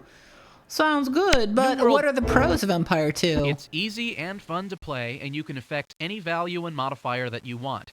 I can't think of any game of this caliber that came with all of the editors and builders. And the cons? The graphics are outdated, and there really isn't much of an excitement level. There's no excitement? Well, we should also try Steel Panthers, Panzer General, and Battlegrounds, Ardennes. Okay. What about Entomorph? SSI's latest release, has more bugs in it than any other program I've ever encountered. Cool. What, sound driver problems? No, I mean... Video problems? Not at all. It's just... Those mysterious lockups all the time? No. I mean that Entomorph literally has a lot of bugs. Crawly bugs, flying bugs, walking bugs, talking bugs. It's a lot of bugs. If it's something that makes your skin crawl, it's probably in Entomorph. Creepy things seem to be very popular with game designers right now, with the recent release of such games as Dreamweb, Prisoner of Ice, Ecstatica, and Phantasmagoria. But frankly, most games going for creepy usually miss the mark. For some reason, designers haven't had much luck at creating a properly scary or creepy game. But Entomorph put an end to that. They just went for the surefire, all-time creepy ingredient: bugs.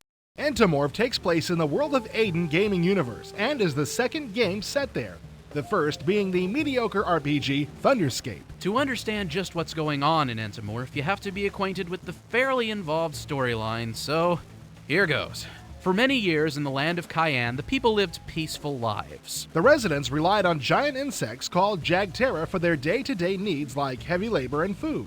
That's right, not only did the folks make these insects haul stuff around for them, they also ate them, and they liked it. Yep, the insects were the cattle in this world, but no one complained, and for a long time everyone was happy, and that's usually when everything falls apart. One day, the sun became eclipsed, and monstrous creatures started roaming around causing all kinds of trouble.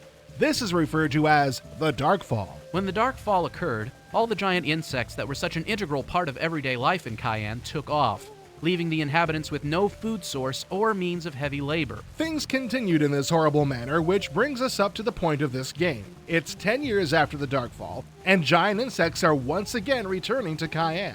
And you, the player, are heading there to visit some relatives. That's when you find out things aren't as they should be. The Jagdterra are returning the feeding favor to the Cayenne people by feasting on the blood of whatever unfortunate souls are around. And to make things worse, it seems that not only are people getting eaten by insects, they are actually turning into insects. Ew. So it's up to the player to figure out why all this is happening. It's hard There's to a say lot just going on exactly here. what kind of game Entomorph Not to distract is. from that, but It's if not you could quite be an one RPG, bug, what would you and be? Not quite an arcade shooter, but combines elements of both. The game is seen I'd from be a bird's spider. eye I know point it's of an view, as you arachnid, but I control want to be a spider. Squire Warren, Spiders who kick roams ass. around the land of Cayenne, solving puzzles, I wanna be a talking wolf to people, spider. and fighting bad guys. You know, the basic role-playing adventure things. But the kicker is that all of this is happening in real time while using a very arcade-like combat element.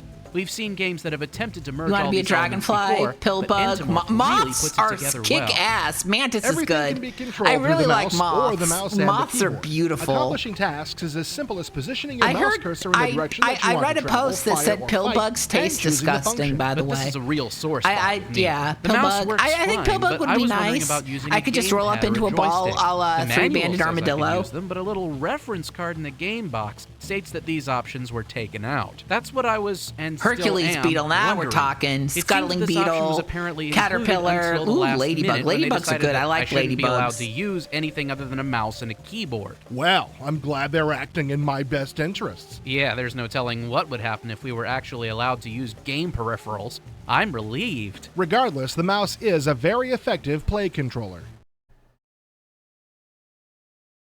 One of the outstanding features of Entomorph, and one that gamers might not give much thought to, is the interface. Many With the species of combination moths so don't have many game mouths. styles, the Entomorph designers have developed a What nice has been and neat going on way with of presenting information moths? and allowing access to game functions. A bar on the left shows remaining health, while a bar on the right shows remaining mana for casting spells. A backpack and spellbook are represented by icons at the bottom of the screen and are accessed by either clicking directly on them or using a hotkey function from the keyboard. Using an item from the backpack is as easy as clicking on it. The power of spells can be adjusted from the spellbook by defining how much mana is to go into each spell. I really like the fact that I could choose how powerful each spell is to be. Spellcasting is handled in an easy, efficient manner. All you do is open the spellbook, which displays the spells your character knows.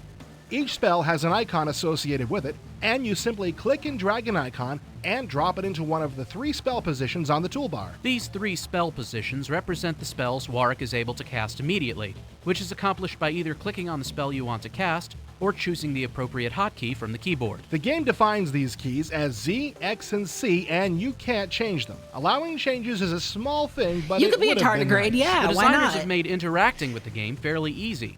The only real problem coming when you try Cicada's to pick up good. or use an object. Not only do you have to be close to the object, but you have to be positioned just right. Which is not always an easy thing when you have a swarm of bugs I descending do kind of on want to you. be a ladybug, Of all the too. things in Entomorph to take notice of, the most noticeable are the graphics. Everything is done in SVGA, and the artists really outdid themselves. This is one really icky-looking game, but I mean it in the best way. This game doesn't back off the ookiness factor a bit. The bugs look Ooky? almost too good, and some of the environments, like the inside of a giant anthill, are borderline gross. But you have to hand it to the designers. They've got the look and feel of this game Ooky? down pat. It's got atmosphere oozing out of its pores. Literally. Being a blend of several different genres, some aspects of the game will more than likely suffer. It can get a little tedious traveling around from one area to another a zillion times. And there's not much action at the beginning of the game since your character isn't really strong enough to go Fist City without becoming bug food. But overall, Entomorph really comes through as a solid and entertaining game. There's lots of adventuring, along with a good storyline to keep you interested. It looks really nice, the bugs look really buggy, and it's something you can work on for a while. But as far as replayability goes, forget it. However, it's fun getting there. If you can handle lots and lots of insects on your screen and enjoy a good adventure, you should really enjoy playing Entomorph. Okay, they like Entomorph. What are Entomorph's pros? This is a great looking game, and it's easy to play. The storyline is intriguing and moves at a pretty good pace when it finally gets going. And the cons? The designers have taken away the ability to use any other game controller other than the mouse and keyboard, and the game can sometimes drag a little. All right, we should also try Ultima 7 and 8, Jagged Alliance, and XCOM. Do any of those have ookie bugs? Because that's what I would like to see. All right, time for a Grand Prix 2. It may come as a shock to some auto racing fans out there, but driving around in an endless circle for the better part of an afternoon isn't the only form of motorsports. There are drivers out there who race on road courses, and the best drivers in the world compete on the Formula One circuit. Those drivers, their cars, and the tracks they race on can all be found in Grand Prix 2. Grand Prix 2 is Spectrum Holobyte's first release under its World Circuit racing brand. If World Circuit sounds familiar, it's because that was the title of a racing simulation released by Microprose UK 2 years ago. Spectrum is planning to release all of its future racing sims under the World Circuit Racing label. Licensed by the FIA, which is the sanctioning body for the Formula One World Championship, Grand Prix 2 features the 16 tracks that were part of the 1994 season. You can race the tracks on an individual basis, or you can set up a full season which will allow you to run the full schedule, keeping track of your performance against your opponents in the process. Unlike the ovals or street circuits that most American racing fans are used to, Formula One races take place on long tracks designed to test the full range of a driver's skills, from negotiating narrow chicanes to barreling down a lengthy straightaway in excess of 200 miles per hour. To add realism, the game engine will feature full pitching and rolling, which means your car will tilt when it climbs a curb and will spin if you enter a banked portion of the track at the wrong angle. You'll be able to practice and qualify before the start of each race. If you're unhappy with your car's handling and decide that there simply isn't any way it can be the driver's fault, you'll be able to return to the garage and make the same adjustments that actual Formula One pit crews would make. There will be 5 levels of driver ability along with 5 different driving aids. The aids include auto gears, auto brakes, suggested gear, ideal line, and my personal favorite, the self-correcting spin. There'll be multiple camera views from within the cockpit of your car, and you can even jump your camera into the cars immediately ahead or behind you. Of course, you'll be able to use all those features when you go to the replay function to view the more spectacular crashes. The graphics package will include texture mapping and light sourcing. Each track's environment will be recreated as realistically as possible, up to the sponsor signs whizzing past along the track. Should you blow an engine, puncture a tire, or drive off the track into a sand trap, you'll get a look at the game's 3D effects. As part of the World Circuit Racing series, plans are already in the works for Grand Prix 2 1995 season, which will include the 17 tracks that made up the Formula One circuit for the just completed season. Grand Prix 2 1995 will also allow for head-to-head play over a modem or network. Also in the works, Grand Prix Manager, which puts you in complete control of a Formula One team. Okay. Sounds good. Sounds good. But what about Hexen? Last year, the Doommeisters at id Software joined forces with Raven Software. I heard Throg's going to be in this review, a sword and so... sorcery game without swords. Well, hand-to-hand combat has never been a strong element of these games, at least not until Witch Haven. The sequel to Heretic is called Hexen, and the designers have done a lot more than just add a few more monsters and weapons. They've completely reworked the structure of the thing. You can't take anything you've learned on the Doom battlefields for granted here. It's a whole new world, and welcome to it. Now, supposedly, you killed the bad guy when you finished off Heretic, right? Well, yes, but Desperal was in fact the weakest of 3 Serpent Riders, and the other 2 are still spreading their evil magic in other dimensions and on other worlds. Hexen takes place on the dimension Chronos, which is populated by humans instead of elves. The thing about humans, if I recall my D&D correctly, is that they have more character class options than elves, right? Right, and in Hexen you start the game by choosing from one of 3 character classes. You can be a fighter who muscles his way out of most situations with only a few magic items to help him out. You can be a mage who can bend reality to his whim, but is really bad at arm wrestling. Or you can be a cleric who uses both physical and magical skills. He starts off at a disadvantage but can really kick butt in the higher levels. It's funny, I never thought of priests as being that tough. Oh, that's right. You never went to Catholic school, did you? When you choose your character class, it affects the whole rest of the game. There are different items that the different classes can use, and some items that work differently for each class. So you can play the game 3 times and get 3 different experiences? Yay! Well, sort of. While the items change, the monsters are pretty much the same and in the same places, and the puzzles don't change that much either.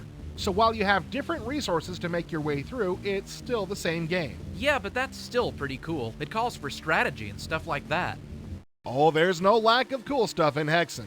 The spells are particularly nice. One lets you freeze your opponent solid, then use him as a shield or shatter him. That's really satisfying.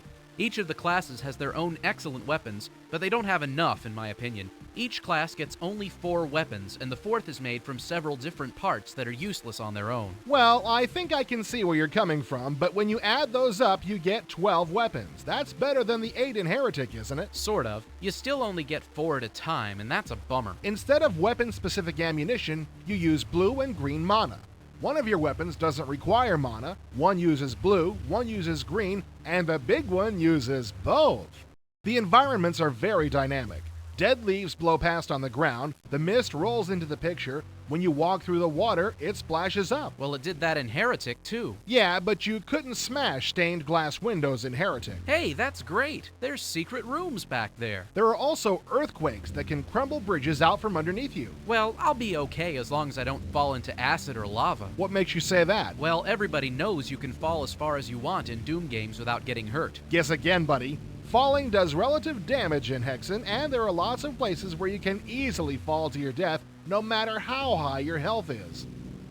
The sounds were always really spooky in Heretic. How are they in Hexen? Well, the individual sounds are even scarier. Those monk chants can send chills down your spine. Sounds like you're gearing up for a butt here.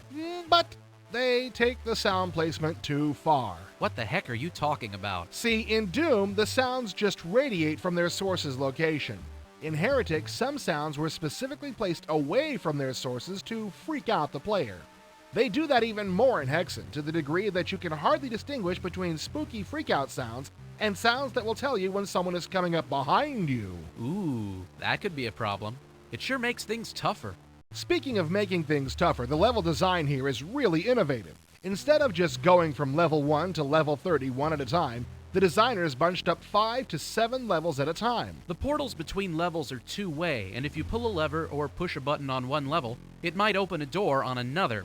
Don't worry, you get a message telling you when this happens. This is not just a brainless shoot-'em-up. You may actually have to take notes to keep track of where everything is. Throg not take notes, Throg take blood. We got Throg! Throg kill puny critics. Okay, who let that in here? We tried to bar the door, but he kept saying something about Contract. Throg appear in every Doom-related article. Throg, it's really hard to read through the dried blood. You should take better care of your paper. I'll be darned, it really does say that. Who would sign a lifetime contract with an immortal demon? Throg had crafty agent before Throg ate him. While Hexen is a superior and exciting game in almost every respect, there is still some serious problems with multiplayer mode. Deathmatch. The design is pretty good, Oops. Frog You pressed the wrong key. deathmatch. Try again. Frog kill. Excuse me. Version 1.0 of Hexen slows down dramatically in multiplayer mode. Even on P60s, the action had a nasty hiccup effect. When Throg has hiccups, Throg holds breath, stands on his horns, and drinks steaming mug of blood. I'm sure that later patches will fix this, but for the time being, Hexen plays best as a one-player game. Throg feel hiccups coming on now. Bob, I've got a real strong feeling that we should finish this article up quickly. Amen to that. Hexen's really good. Buy it. Nice sum up. Now let's get out of here. Wait, puny critic. Throg need blood for mug. Okay, Throg. Glad to always. Okay, sorry, no industry news. What about Hexen? What about the pros of A Hexen? great deal of energy and thought went into pushing the Doom engine to its extremes, and it shows. This is a much more involved and complex game than Heretic ever dreamed of being. And the cons? Multiplayer, cooperative, and deathmatch slow down the performance considerably, and there should be more Oops. weapons for the individual You pressed classes. the wrong key. Try again. We should also try Doom 2, Heretic, and Witch Haven. How about the Master of Antares preview? Antares? Ants. Master of Ants. Like thousands of other strategy gamers across this great land of ours, the entire staff of IE is eagerly awaiting the release of Master of Antares, the latest intergalactic space exploration and colonization game from the folks at Simtex. The ironic thing is that you would think that the nation's premier CD-ROM mag dedicated solely to gaming, okay, the only CD-ROM mag dedicated solely to gaming, would have the inside track on this game. However, you can rest assured that that isn't the case, as Microprose has been hell-bent on making sure that nothing relevant about the game is learned until it's released. Fortunately for you, our loyal viewers, we've never let a lack of facts stand in our way here at IE. Therefore, what follows is an attempt to let you know what you might expect when Antares materializes on a store shelf near you. As you watch this, please keep in mind that the lack of information extends to a lack of screenshots, which is why your monitor seems strangely static. First off, as you might have guessed from the title, this game will have elements of Master of Orion and Master of Magic, a pair of previous strategy games designed by Simtex and distributed by Microprose. You'll be colonizing planets and waging wars across the cosmos. There'll be 13 races in the game. If you decide that you're too much of an important game god to mess with minor details, you'll be able to hire heroes to run your colonies or pilot your ships. Colonies will be producing food, industrial output and research, and you'll be able to build defensive installations. Technology research is important, but this is funded by taxes. Since it's just as important to keep your loyal subjects happy, you'll have to achieve some sort of cosmic balance here. If you're into fighting, you'll have over 30 different ships to choose from with a wide variety of weapons. If you're a weak, pitiful leader, or if you're trying to stay in touch with your PC side, you can attempt to conquer the galaxy via diplomacy. Don't hold your breath waiting for this tactic to work, though. As the few screenshots that we have demonstrate, Master of Antares will feature SVGA graphics, a drastic improvement over Orion. Also, there will be multiplayer support, as up to 8 people will be able to play over a network. You'll also be able to humiliate a local friend head-to-head over a modem.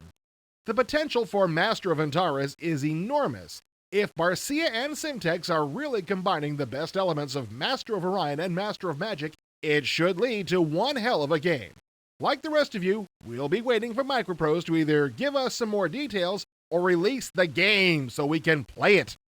Okay, they want to see the game. Who doesn't? All right, it's time for Outpost 2. Outpost. The mere name evokes extreme belligerence in some gamers. No one will deny that the game was a good idea, however, least of all publisher Sierra, who will take another crack at it with Outpost 2, currently planned for release in the summer of 1996. For this one, they've brought in a new designer with a great plan for the project. The overall concept, what I call the vision, is fantastic. I think the idea of a game in which the player has to figure out how to survive and flourish in a hostile space environment creating a colony in which human beings will survive or not, depending on his decisions, is wonderful. I think it's a combination of a great stretch of the imagination and also a fabulous management task, if indeed the management skills that would be required in a true space colonization are mimicked by the payoff to the players. In the course of making the game more playable, some major changes had to be made. You will not recognize the front end of Outpost at all. Now, there's some people who might be delighted that they don't recognize the front end, but the backstory has been changed because the backstory that existed in the previous Outpost was not, it just wasn't my favorite backstory. It had a couple of logical things in it that didn't make a whole lot of sense to a few of us. So what we've basically changed the story to is, yes, you're now on a starship, but now you're in a specific spot in the galaxy about 20 light years away, and you will see a specific star field from a specific spot, and that will all be real. And you have on board the starship, it was sent away from the Earth to try to expand the capability of the human species, to go live somewhere else, and it was sent with some people active, maybe 10 or 12, another 40 or 50 in cryogenic storage who could be brought to, if they needed to, in a big hurry so that they could deal with a crisis, and everybody else in embryonic suspension. But don't assume it's to be old wine in new bottles. Many gameplay elements are also being enhanced. The terrain tiles have gone from 4 to 16. The number of planets that you can land on from 6 or 7, pretty much similar ones to 20 widely different ones. And the net result of this to the player is that instead of when he replays the game having a sense that this has been done before, if he goes from a terrestrial planet primarily to one with a lot of ice and water on it, the game will be altogether different because the simulation algorithms associated with managing the water, the power, and the food will be dramatically different. We have restructured the way the landing game plays so that instead of being on the tile screen all the time, you're in a command center. And the tile screen is just one of the places that you go to. You can also go to an information center where you can get historical information about your morale, your power levels, your water levels, and so forth as a function of time, and see clearly how, including your population, all the other things, these major factors have changed as a function of the strategy that you have been using. In Outpost 2.0, where you land will dictate the way that you play the game. Just as in real life, if you were to take a colony and put it somewhere near a lake, as an example, that would be a different experience altogether than to be in the middle of a desert, and that's the way it should be. To help ensure that the technical details of Outpost 2 will be realistic and believable, Sierra has employed the phone services interviews of are a Jim little, French, the preeminent space systems engineer in his field. They're improved, I guess. Makes an excellent structural material, as the Eskimos, or Inuit as they call themselves, realized a long time ago.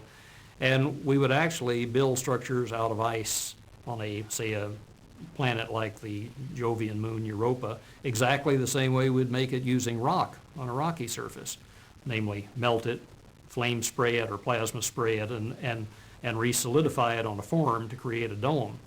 As I say, ice at that temperature is very good structural material, so that would be a perfectly viable thing to do. To help make Outpost 2 the best hard science game ever, Sierra has employed the talents of Dr. David Black, an expert of renown in the field of planetary science. If you look at planets generally, even the moon, which is a fascinating place. I like this guy. It's got no atmosphere.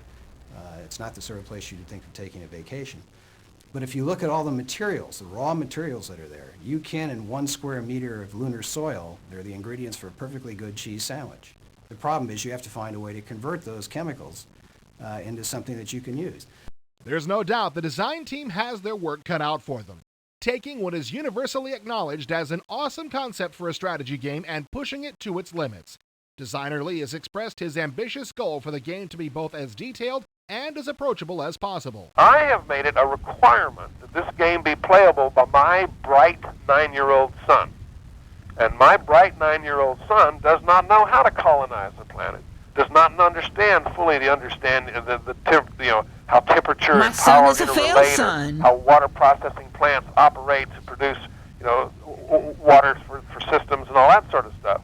And so I want him to be able, at the click of his mouse, to to find out everything he needs to know so that he has a chance to play the game and succeed as well. Okay. But what about Powerhouse? Okay, today Sorry. we'll be reviewing Powerhouse from Impressions. Hold it. Didn't this game come out about 35 years ago?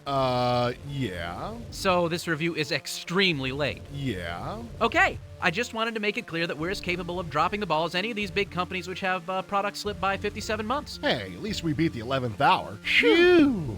I was thinking, let's say we don't beat around the bush like we usually do and give our opinion of the game up front instead of way at the end. That way the short attention span viewers can kill this article and move on. Sounds good. So would you say the Powerhouse is fun? Yes, definitely. Inspired by the popular wildcatting games that appeared in droves during the early years of computer gaming, Powerhouse integrates every means of producing energy known or hypothesized into a business strategy game. Like Impression's previous business sim, Detroit, the world is divided up into territories. Unlike that game where you could build your facilities anywhere you wanted, in Powerhouse you must wait for the UN to grant access to a particular territory. At the outset, only one territory is available, which forces you to directly compete with the other 3 powerhouses. You make money by building different types of power plants, ranging from oil wells to hydroelectric plants. First, you have to hire survey teams to find the best location for the particular type of power plant you want to build. Once you've chosen a site, you must pay for the actual construction, including a flat fee plus a royalty for the exclusive rights to the land the site is built on. After that, you've got to pay maintenance and operating costs, as well as expenses like transportation, interest on loans, and, if you use the polluting power sources, environmental fines imposed by the UN. One thing I've always liked about Impressions games is that they give you a lot of different ways to look at what you've been up to. Some of the reports would be improved by the ability to collapse the time frame, but there sure are a lot of them. You can also put up to 13 different reports on the icon bar at the bottom of the screen, so they're instantly accessible. On top of that, at the beginning of each month, you get email about all the goings-on in your empire.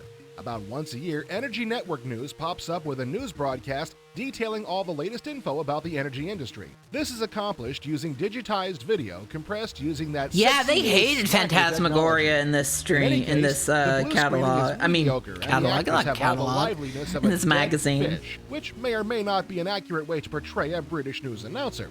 I think it's great that Impressions is making the effort to add multimedia elements to their game, but they can do better than this. Okay, let's talk game mechanics. What clever things have the designers done that will burn their company logo into the cerebral cortexes of strategy gamers everywhere? Well, thank goodness they had the sense to break all the energy sources into units, an artificial measurement of energy.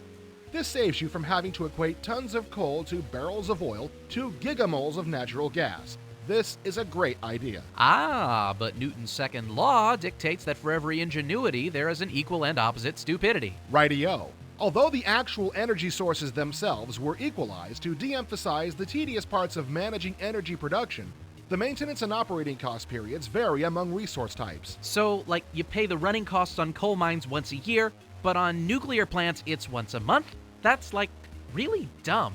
There's one other slightly confusing element. For renewable power sources like solar or wind, a site's yield indicates the monthly output for equipment running at 100% efficiency. For finite resources, yields indicates the size of the deposit of oil, natural gas, or coal. The problem is, there's no indication of a monthly output for these finite resources. You've got to build a site to see how much it's going to produce.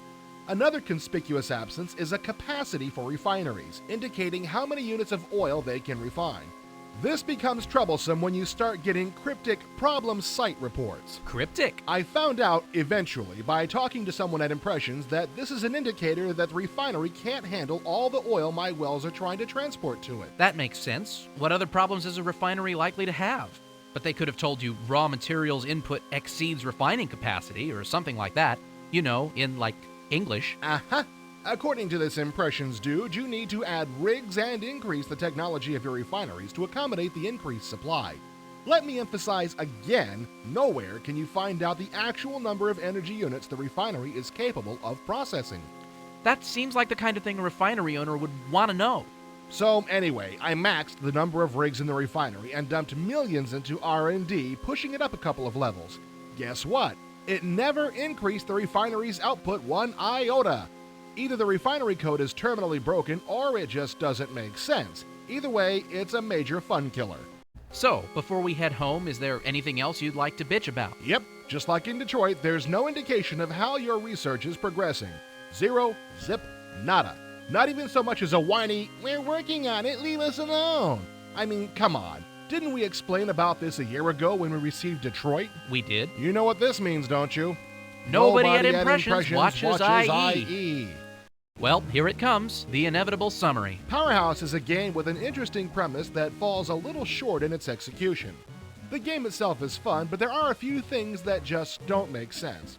When you have to spend more time trying to figure out how to make the game do what you want it to than you do actually playing it, the design needs work. And that's the unfortunate bottom line here. If you're easily frustrated, steer clear of Powerhouse. But if you're willing to put up with its idiosyncrasies, you should definitely give it a look. Okay, so Powerhouse, maybe give it a look. Okay. But what are the pros of Powerhouse? A good premise, reasonably good interface and graphics, and a fairly solid design make Powerhouse fun to play. And the cons? The design has some major holes in it, like accessing running costs for different types of power industries over different periods of time. And the digitized video could really use some help. We should also try Capitalism, also reviewed this issue, Detroit, and Transport Tycoon. Okay. All right, next up we got Prisoner of Ice. Last year, iMotion look who's released here. Shadow of the Comet, the first in a series of collaborations with Look. Chaosium, the company behind the popular Call of Cthulhu role-playing game. And it wasn't very good. With the sequel, Prisoner of Ice, the designers completely reworked their visual design and interface. The backgrounds are hand-drawn by a famous French comic book artist. The three-dimensional characters move very naturally thanks to a motion capture system. And you can play in VGA or SVGA. And you know what? It still isn't very good. While there's a lot of problems with this game, the storyline is not one of them. That's because it was lifted wholesale from H.P. Lovecraft's novel, Mountains of Madness. The player takes on the role of Lieutenant Ryan, an American intelligence agent who helps with the rescue of a Norwegian anthropologist from the Nazis in 1937 at the South Pole. Just like in Raiders of the Lost Ark, the Nazis are messing with the occult, fiddling with powers mankind should leave alone.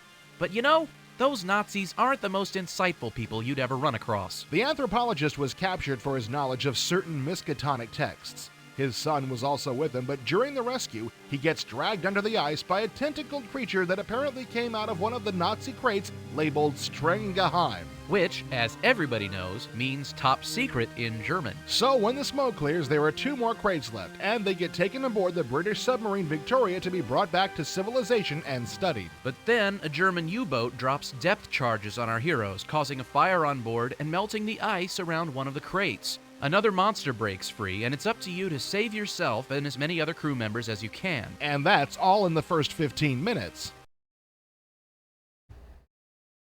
Now, if this was a book, and it is, this storyline would have you on the edge of your seat. Unfortunately, any sense of pacing goes completely out the window in this game. Everything seems to happen all at once or not at all. You wander around forever hoping that something will happen, and then you find one item that causes 5 or 6 things to suddenly take place. To help increase the tension, there is a spooky orchestral soundtrack. Unfortunately, this creepy music is playing all the time no matter what's going on. It doesn't make you nervous, but it gets on your nerves, all right. One of the more frustrating elements of this game is that the puzzle solutions usually aren't very difficult, but you can spend all day or longer trying to figure out exactly how to do what you know you have to do. You may have figured out a very reasonable way to do what needs to be done, given what you can see in the picture. But many of those items just don't exist. The backgrounds are the work of comic book artist Jean Mouclier, who also lent his skills to Alone in the Dark 3 last year. And they do look great, but they bear little to no resemblance to what you can actually interact with. And sometimes the opposite is also true. Running your cursor over a picture of blank wall, you may see a reference to a button or a hole that is completely invisible. Just take their word for it, it's there. On the positive side, the look of Prisoner of Ice is a dramatic step up from Shadow of the Comet. Between Mouclier's hand-drawn sets and the smooth-moving characters, it's really an attractive game. But you know, with all this cool technology they had available, they didn't really use it to full effect. There are some scenes that could have been really horrifying, that come close to laughable just because no one invested the time. You mean when the monster eats somebody, right? You got it. The monster grabs a character with his tentacle and nope, down he goes in under 2 seconds. No struggling, no chewing, no bulgy stomach afterwards, just one gone character. This is no great crime on the designer's part, but if you're going for a frightening game, why stop so short? In addition to being a good-looking piece of work, Prisoner also has some really good voice acting in it. This is a surprising rarity in the field, but there really aren't any noticeably inept performers in the game. Yeah, and that's particularly surprising when you consider that this was originally a French game. That kind of translation doesn't usually come across very well. Well, in particular, Cocktail Vision has a bad habit of hiring English-speaking actors that sound like Speed Racer refugees. In any case, the Listen, dialogue sounds it's not quite that natural, bad. and the sound effects were also very well done. Even the background music was better than average, except for the fact that it never went away and always sounded like Jason was hiding in the bushes.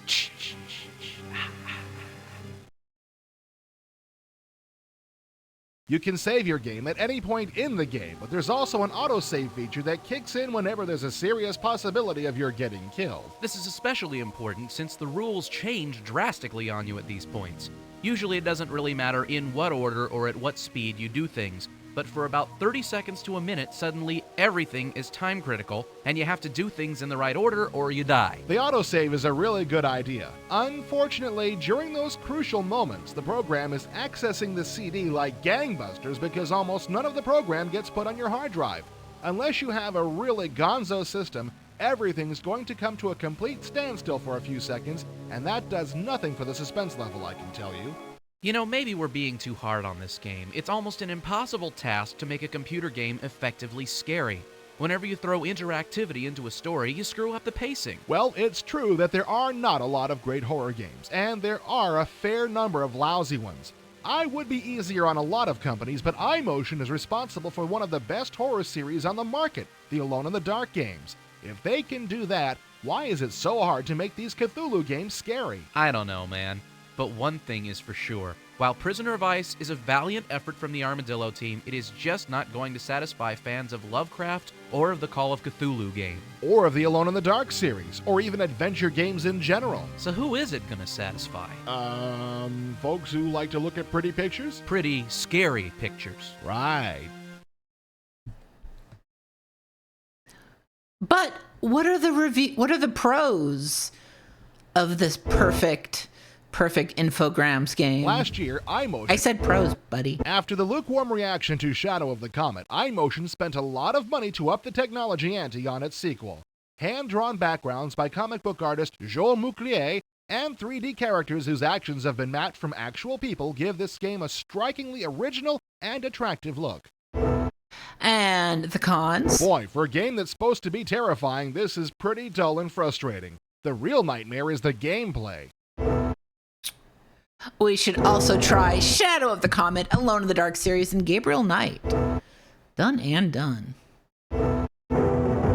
Okay, but what about a Screamer? The fuck is Screamer? The recent flood of racing games what can is be divided Screamer? into 2 distinct categories. I mean, it's cars, and obviously. Also polarized the players along similar lines.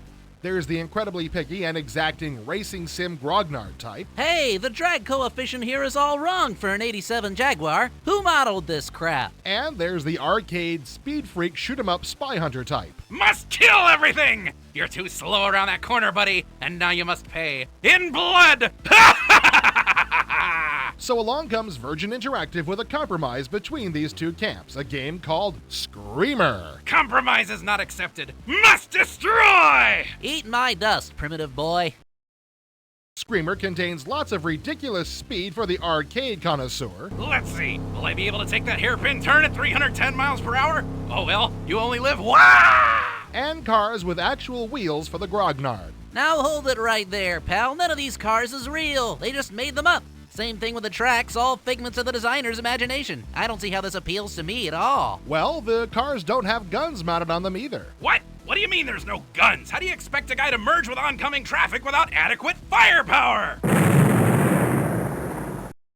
There are 6 different makes of car, each of which comes in manual and automatic models. Of course, you realize how ridiculous it is for there to be automatic transmissions on a racetrack? Yeah, there's almost no way you can win against the other 9 cars if you have an automatic, but it lets you get the hang of the controls without worrying about shifting at first. Oh, I like the way you can drop 2 gears at top speed without cracking open the engine block. This is insane. Where did you get the idea that this game would appeal to me at all? Wow! I just crashed into the restraining wall at 250 miles an hour, spun head over butt, landed on my wheels, and kept going. I love this game. Captain Cro-Magnon over there just made my point for me. I'm out of here. If anyone wants me, I'll be playing NASCAR. NASCAR? What a wuss. What Screamer lacks in realism, it makes up for in amazing graphics and sound. The back windshield is filled with the reflection of clouds overhead. As you whiz past the different settings, all manner of interesting things are going on around you. Airplanes are landing, boats are unloading, a monorail passes by overhead. So you're saying I should take my eyes off the road and look around at the pretty pictures? Forget it, man. These guys will kick my butt. There's even a night scene where you pass a carnival in progress. The lights are blinking, you can read the neon, and the crowd noise passes you by on the right, complete with a Doppler shift. Hey, wow, that is pretty cool. I've never seen anything like that before. So, are you surprised you landed on your wheels again, basically undamaged? Yeah, that's quite a coincidence, isn't it? There's no such thing as damage in Screamer. No matter what awful thing happens to you on the track, you can always get back into play. Really? It's too bad there's no such thing as damage. Why? Because I'd really like to hurt this obnoxious announcer guy. What's wrong? Too much pressure? He is pretty bad, isn't he? He's working from 2 different comparisons. How well you compare to your previous score, and how well you do overall. This leads to some interesting contradictions. You're gonna have to get fast to avoid coming last. Hey, great lap. Better put your foot down. Watch out for the next bend. Screamer also plays very well across Yeah, modem or network. I was gonna the say- computer cars are gone, leaving you to concentrate on wreaking havoc on your good They're friend. making fun of Man, the this doesn't voices, seem to but slow down at all. This has a lot of multiplayer potential. There are several special modes which you can play as individual games or just to warm up for the real thing, tournament mode. Personally, I'm partial to cone carnage. I've always wanted to smack those cones, and in this game, I have to. There's also a time trial game. yeah, they're and a calling it slalom Screamer course. because you put it in So and you maybe I scream was and a you little take off it in my out. original appraisal of Screamer. If nothing else, it's a great arcade game. I assume Yeah, it's a it just CD-ROM, goes outrageously sorry. fast, and it looks terrific, and you can smash other cars to your heart's content without even slowing down much. But the fact of the matter is that Screamer doesn't have much to offer a big fan of racing sims. I just wanted you to know that I'm having a much better time in here than you are in there. So there. Yeah. You ran out of time. That was a preview? I thought that was a They said they wouldn't do bits during the preview. Well, they're liars. Let's check out Star Rangers. I've got it. The perfect way to start our review of the new game from iMagic. A long time ago, in a galaxy far, far away. No, but not that's Star Wars. Okay. How about this? Space. The final frontier. 999, that's Star Trek. This game we're reviewing is called Star Rangers. Star Rangers. You with me here? I've got it. Just sit right back and you'll hear a tale of a faithful trip. Your parents were first cousins, weren't they? Star Rangers is loosely I based like on to the classic pause Atari there, game like, Star okay. Rangers. Like that game, you spend the bulk of your time flying through space and blasting bad guys. Looks like Wing Commander to me. Well, there's a strong resemblance to the Wing Commander games, but Star Rangers lacks the extensive storyline and intense cinematics of a Wing Commander. It's more of a point-and-shoot game, and its cinematics use 3D rendered talking heads, which, after seeing some of the digitized video used in other games, looks extremely clunky and primitive. Yeah, and the voice acting hardly blows you away. What in the world do you think you're doing? I can't believe we send you out there in a 30 million credit ship and all you can do is... The missions in Star Trail are more flexible and more strategically demanding than the Wing Commander games. Star Rangers! The game is called Star Rangers! Putz. Rather than having a preset series of waypoints you have to patrol, you can see the bad guys throughout your sector. You've got to warp to intercept them, but while you're duking it out with one wave of enemies, the other ships are making their way toward your space stations. This is where Star Control gets truly strategic. You've got to kill off immediate threats before other waves of enemy ships can threaten your bases. However, warping costs you energy, so you've got to stop fighting periodically and dock. Docking is a bit weak, though. I thought Star Reach would have played much better if it wasn't so hard to tell. You can't even get the name right. I love it. Still, it's a cool feature, and it gives Star-Lord a very different feel from Wing Commander. Star Rangers! The game is called Star Rangers! Can you not pass that piece of information through your bony Cro-Magnon skull? Ah! Ooh, I think his brain melted. Feeling better? Thanks, I needed that. You know, if I wanted to blow off some stress, I should have just played some Star, Rangers. It's a great shooter without a lot of emotional involvement. The graphics are pretty good too, but behind every silver cloud, there's a dark lining. Or something like that. The sound effects are just cheesy. I mean, come on, if you're gonna violate the laws of physics to have sound effects in space, they should at least be interesting sound effects. Right on. And although the game graphics are good in general, the explosions are lame. Not as bad as the explosions in Tech War, but not even in the same neighborhood as Crusader or Wetlands. Okay, here's my least favorite thing. The little messages that pop up in your MFD. For example, when a base is being attacked by pirates, your commander chimes in with, "The Lusitania is under attack and in need of assistance. Get over there and help them." Oh, that's nice of him. Yes, except that even on a Pentium 133 with 16 megs of RAM and a 6-speed CD, the game hitches momentarily as it loads the audio clip. The screen stops updating, but your ship keeps moving. This is especially annoying when it happens while you're in warp space. See, flying in warp space is a matter of staying in the center of this cone, and if you touch the walls, it can send you off course.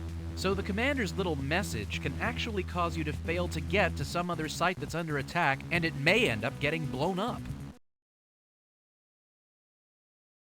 Ultimately, Star Rangers is a decent little game. It doesn't break any new ground. Unlike iMagic's other recent title, Capitalism, which rocks! But it's a fun shooter that doesn't require a huge investment of time Sorry, to learn it's or not play. as good as It borrows Capitalism, a lot from the Wing guys. Commander games, but gives you a lot more freedom in completing your missions while leaving out the extensive storyline. Unfortunately, though the cockpit graphics look sharp in SVGA, the explosions and sound effects could stand to be a little more impressive. I've got it. First, we need Ed McMahon. No, dummy, that's Star Search. Oh. Oh!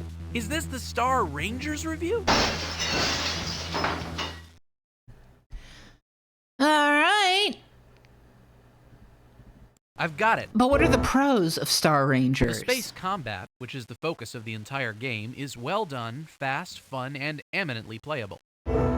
And the cons? The explosion graphics and sound effects are on the cheesy side, and the talking heads are pretty darn bad.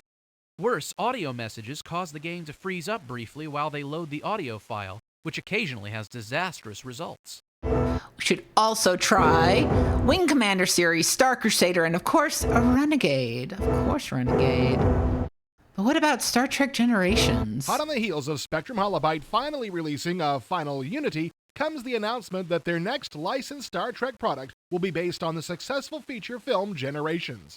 Like a Final Unity, Generations will be a graphic adventure featuring the actual voices of the actors from the movie. Specific names have not yet been mentioned, although the developers assert that William Shatner and Patrick Stewart will reprise the roles of the two captains for the game. The plot of the game will follow that of the movie closely. As in the movie, you must stop Soran from murdering millions to return to the mysterious Nexus.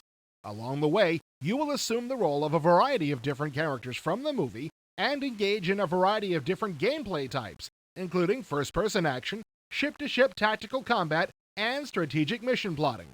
The game will also feature state-of-the-art authentic sound and graphics, including extensive 3D cinematic sequences. Generations is presently scheduled for release during the holiday season of 1996 for Windows 95 CD.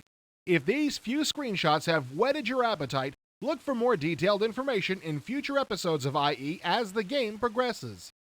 Well, let's see if we actually do see those in the future episodes. All right.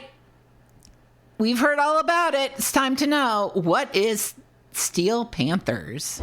For this review of SSI's new strategy war sim, Steel Panthers, we've fueled up the IE Sherman tank to cruise around in. Steel Panthers shows that no one can put together a war sim like SSI can. Not only do they put together a game that plays great, but the graphics are incredible as well. Make a right turn here. All too often we play war sims that, even though they play well, they are, how shall I put this, attractiveness challenged. They're ugly! But Steel Panthers has it all. It plays great, and it's surrounded by layers of gorgeous graphics. Hey, what's that siren? I'll go up top and check it out. Do you like the bits, chat? Hey, Cap, look at me. I'm Michael Dukakis. What's he want? Probably a donut. Why don't you ask him what he wants? Hey, Cap. What? Step on it. He wants us to pull over. Steel Panthers is a strategy war simulation spanning all of World War II on both the European and Pacific fronts.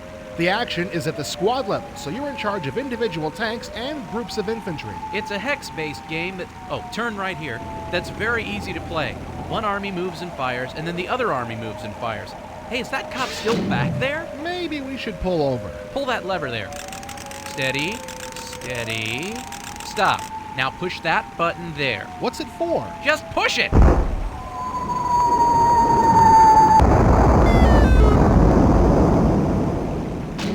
Now we can continue. Thank you.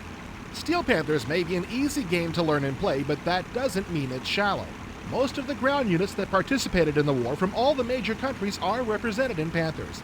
There aren't sea units involved outside of transport barges. As far as gameplay is concerned, Steel Panthers is nothing new. It's hex-based with all the movement and combat based on values given to each unit and terrain space. We've seen it all before, but Steel Panthers has a surprising amount of depth to it, making it more fun to get into. The more you play, the more you learn, the more it becomes, hey, look over there. Where? Over there. Pull over, pull over. Hello, lady. Oh, please. What do you want? How would you like to go out? Why should I, a very attractive, wealthy supermodel, go out with you? A very, you. My natural Mel Gibson-like charm? Oh, please. I'll give you a ride in the tank. I have a Ferrari. Did I mention I write for IE? Ooh, you write for IE. I've always dreamed. My life is nothing but pain. What are you waiting for? Let's go. Same. Anyway, you play individual scenarios which last a certain number of turns, and points are awarded Smebble, to I each didn't side do for this. accomplishing things I like didn't make them casualties do the and bits. conquest. I didn't put them in a tank. Nothing but pain. Necessarily the winner. Just If so one you side know, wins by I a don't margin less than believe 2-1, then the battle is in considered a catcalling draw. women from a margin tank. greater I than feel 10 that's to a bit 1 of a is a power decisive imbalance. victory, Like, and no, anything in imagine a between guy is a rolls up to you marginal in a tank and just Not goes, only "Hey, do you baby," have to like win, you you couldn't have to say win no. You big could in order blow. to You gain could a just victory. Even though fucking Panthers missile is your done much of the ass. same style as Panzer General, the actual battles are much more involving. Squad-level combat. Let's hear it for Jimmy Instead of each unit just having one shot per turn, multiple shots can be taken and the player can specify which shot can be fired at which enemy. Uh-oh, looks like a traffic jam. Hey, we're in the IE Sherman tank, buddy. Those cars aren't going to stop us. Just go over them. You're right. Hang on. You also have to worry about which direction your unit is facing, since most units, specifically armored units, are more vulnerable from the rear. This gives a real feel for combat because you really start to think in the same terms as an actual soldier on the battlefield.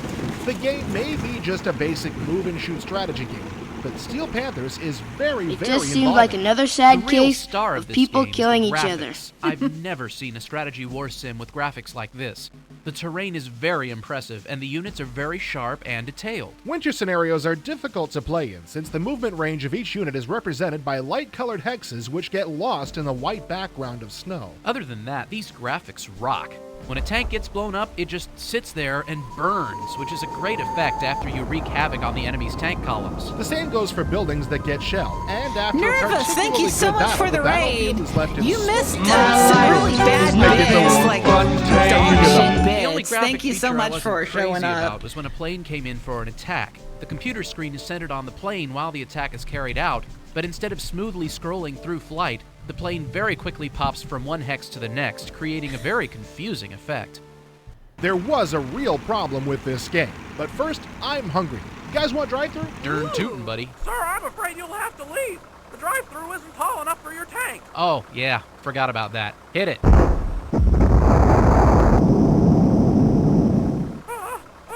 Come on through, sir. The funny thing about the biggest problem of Steel Panthers is that the trouble wasn't even in the game. The biggest flaw was the manual. In the forest of documentation, this manual is a shrub. On the Hollywood Walk of Fame, this manual would be Ernest Borgnine. If this manual was a video game, it would be Mabuse. Now, that's a bit Jesus. much. I mean, nothing is that bad. But you're right when you say that the manual is just not good. It's not laid out well at They all, hate and there's no Mabuse. index of subjects in the back.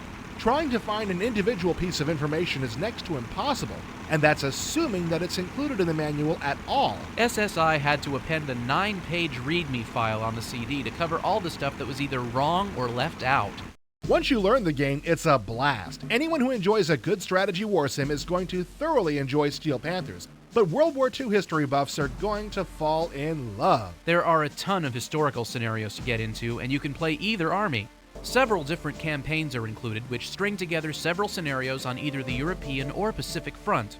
The player sets up a core set of units to take into each battle, and the campaign only goes as well as the individual battles. Hardcore gamers are really going to get into the random battle generator, which sets up scenarios according to a set of customizable parameters like weather, visibility, and units. The die-hard gamers are going to freak over the map editor. With this feature, any gamer can create any battleground in history or imagination.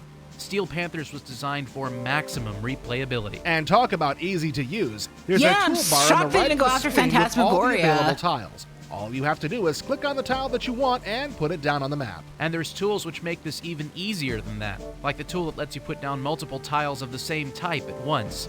If you like absolute control, you'll love this. Steel Panthers is a very well-rounded war sim with super gameplay and graphics that steal the show. It's incredibly easy to play, but has enough depth to really get into. With the ability to customize scenarios, campaigns, and maps, it'll be a long, long time before Steel Panthers Yeah, even these gets guys are close such to like becoming these guys boring. these guys are very podcaster with it.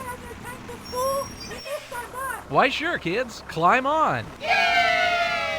It may not be the most sophisticated World War II sim ever developed, but that means diddly. Panthers is historically accurate for you history nuts, but it's very gratifying. It's crazy fun. It's so freaking fast with a P. Well, it's just been a while since I've been addicted to a strategy game like I'm addicted to Steel Panthers. If you enjoy strategy war sims at all, Steel Panthers is a game you must get. Yes, hail to the tank driver man.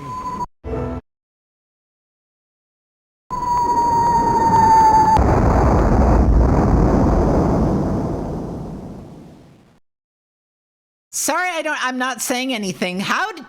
No, not Stone Keep. It just seemed like another sad case of people killing each other. You gotta know I said we gotta know the pros and cons. Hey, what's in the... What are you doing?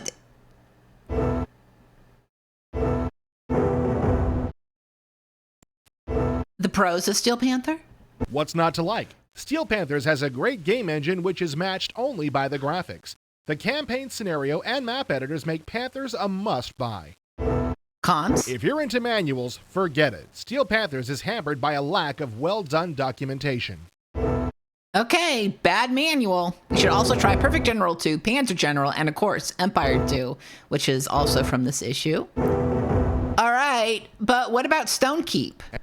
Hey, what's in the box? It's just some package from Interplay. Well, open it. Okay. See? It's only Stone... Oh my god! It's Stone Keep! Well, don't just stand there drooling. Let's get it rolling. Man, what is this? This dungeon tile set is kind of monotonous, isn't it? Yeah, but at least the interface is good. Stone Keep has one of the easiest interfaces I've ever seen in a game this complex. Right. It really gives meaning to the catchphrase intuitive interface. Click on something to pick it up, drop it onto your magic scroll to store it, click on the mirror to look at your character and his party, open the character's journal to look at his stats, automap, and notes, and so on. All with a handy context-sensitive cursor to show you when you can manipulate stuff. There are only a few shortcomings I can see, like the inability to select and move more than one item at a time. Aside from that, just a really good design job. Once you're past the interface, you start to get into trouble. Take combat. To attack a creature, you click either mouse button. Pressing the left mouse button swings or fires the weapon in your left hand, and the right mouse button the weapon in your right. You don't have to click a bazillion times either. You can just hold down the button and you'll continue pounding away. That's a problem, though. While you're pounding a monster, they're also pounding on you, so you need to develop a mixed bag of combat tactics like darting in, swinging away, and retreating before the monster can react. Unfortunately, this is impossible under some circumstances. Let's say you know 2 monsters are around the corner. You've got to advance and turn to face them, which takes time. Meanwhile, they get a free shot at you. It would be a lot easier if you had the ability to sidestep. Say what? You can't do the electric slide? Come on! You're pulling my leg, right? This game has an Here's FMV another goblin. what-if. Let's say you're looking An through a FMV doorway goblin. and a bunch Shit. of snakes. Dude, close that door. They'll get out and kill you. No, they don't, like because goblins. monsters don't pass through doorways. Don't! I discovered after some experimentation that these particular snakes died with a single thrown arrow. Aren't arrows supposed to be fired from a bow? I thought this game was designed to be realistic. Chill out a minute, will you? Anyway, I killed the snake in the center, but couldn't hit either of the snakes on the side because my shot was blocked by the doorway. You could move a little to the left or right and shoot through the door at an angle. Yeah, I could, and you could. But all Drake, our intrepid hero, can do is stand in the center of the map square like a moron and miss. Okay, so that won't work. Why don't you use that dart in, attack, and back up tactic we already talked about? I would, except that the door automatically closes behind you and you can't back through a closed door. So you've got to turn 180 degrees, open the door, and run for it. Unfortunately, a single hit by a single snake in this room can do more than 100 points of damage. Needless to say, this particular room took me forever to pass. I imagine this really detracts from the fun of the game. It does, but wait, it gets better. What could possibly be worse than this? No, I mean it gets better. The first few levels are the oldest, and so are the least graphically appealing. The dungeon at the higher levels are more attractive, and once you find yourself a rune wand, combat stops being a nuisance. Exploring is fun. Yeah, a lot of good work went into the level design.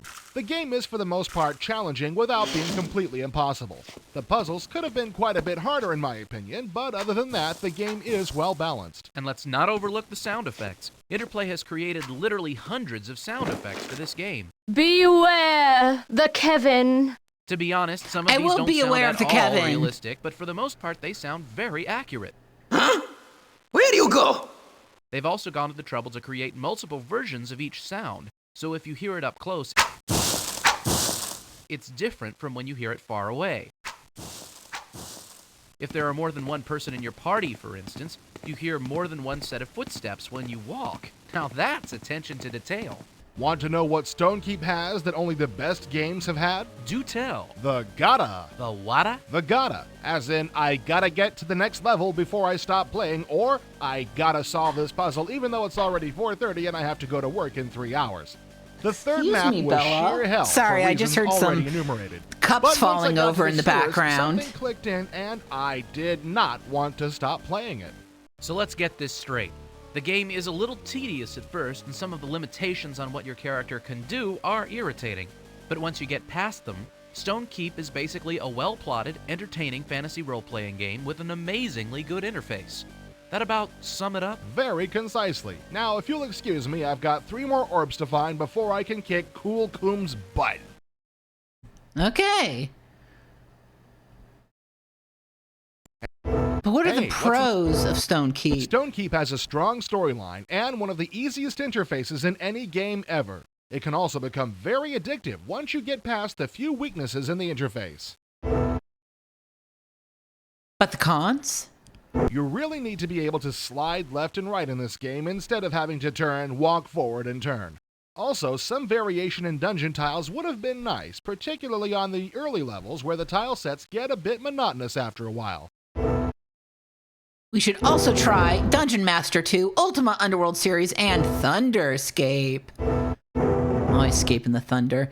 Folks, it's time for a Tech War review. It seems that you can't turn on the television or go to the bookstore these days without seeing William Shatner in some form or another. Oh man, he's turning up more places than Elvis. Star Trek, TJ Hooker, Emergency 911, and now Tech War. You just can't hide, he's everywhere. And now he's coming to the PC with William Shatner's Tech War the Game. And we are very privileged to have the man himself here to help us with this review. Thank you. I'm very glad to be here so you can bask in my glory, and I can tell you about my new game, Tech War. I also want to add a bit of culture to IE, so I'm going to do this review in what I like to call Shatner Haiku, also known as Shatku. I can't believe this is happening. Move! He's gonna Running a kill little us! long problem. Bascom's scraping the bottom of the barrel these days. Run away! Hurry, get out of my way! Shatku? Is this guy serious? Tech War is my game. It's a first-person shooter. My life is nothing but pain. Well, the Tech War universe is very popular, being based on the best-selling series of novels by Shatner. And now, after numerous novels, television movies, and a television series, Tech War has come to your PC. And Capstone, of all companies, has translated the Tech War universe quite successfully to a first-person shooter, incorporating some neat features and making first-person games, believe it or not, interesting again. It just seemed First, like here's a bit another of sad background on case the Tech War of people universe. killing each It's other. centered around Los Angeles in the year 2045. The drug of choice is a little thing called tech, which uses virtual reality technology instead of chemicals to alter the user's reality. Tech is very bad. Worse than drugs you smoke. Of course, I didn't inhale.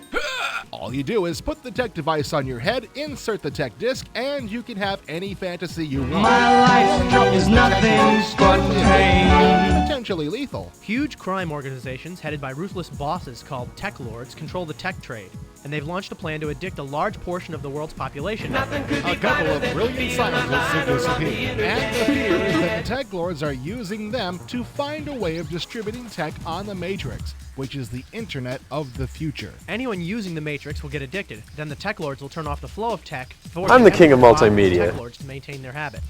This is where the player comes in. You're a cop that's been framed for dealing tech, and you've spent the last 5 years of your life in cryogenic suspension. Walter Bascom, the head of the Cosmos Detective Agency, played by William Shatner. My finest acting. Picard has nothing on me. I am so pretty. Running a little low on product. Call the police! Anyway, Bascom gets you out of prison on a special parole in order for you to stop the bad guys. If you stop them, you save the masses from tech addiction, and if you fail, you go back to the freezer. It just seemed like The another game sad begins with case you getting of out people of the killing freezer each and other. being briefed on your mission Should by I get Walter addicted to Bascom, tech? which has been done in digitized video. In a nice move away from sequential levels found in other first There's a lot going on in the Tech world War has right 7 now, different and tech I'm lords you like, have to defeat, and you get to pick in I which order to need, go after them. When you defeat you a know, tech lord, something you to gain do. a key to the Matrix. Yeah, which is okay, where the I'm last getting words of the addicted to tech lord okay. are Yes, kept. get addicted. The No, password don't is get broken into addicted. several It's, pieces, I and you mean, use each key from a it tech is a lord to digital go in drug and called get a tech. piece of the password. All of the familiar Can I? first-person Do I shooter have to go to scenes use VR move, chat to buy fire, tech? run, Do I have to strafe, buy it off look a up, cat girl look down, jump, digitally? and crouch. But even though it plays What like if other tech Doom is made clones, out of Tech the War calm actually drink? has a bit of Oh, depth never to it, mind. making Oh, it my a little more God. involved than just running around and shooting things. That would You explain the shouldn't gut issues. Play Doom. Play Tech War. Because I say so. I'm William Shatner. I could take you in my sleep. Shoot me, please! Do we have to put up with this? This isn't in my contract, you know.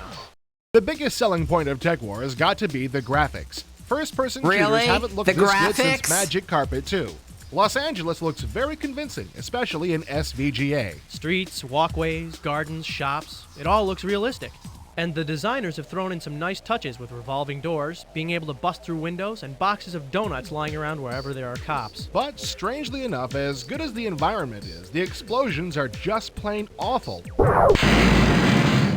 Anytime something blows up, it looks like a paint pellet hitting a wall. And firing a weapon is no better. I'm telling you, all this effort has been put into making the virtual world look good, and action's just an afterthought. It really, really hurts the game. Is tech As just good as chat the Los GPT? Angeles Because that'd be environment kind of is, sick. going into the Matrix is something that has to be seen to be believed. Not that the AI Matrix is sick, is but a network that can be navigated it would through be cool virtual if, reality. I mean, And since there was no real AI, point of Gen reference for AI what that does would be make you like, go the look crazy of if the you use Matrix it was too wide much. open for the Tech So War maybe designers. The tech result is is a Gen psychedelic AI. experience with multicolored everything.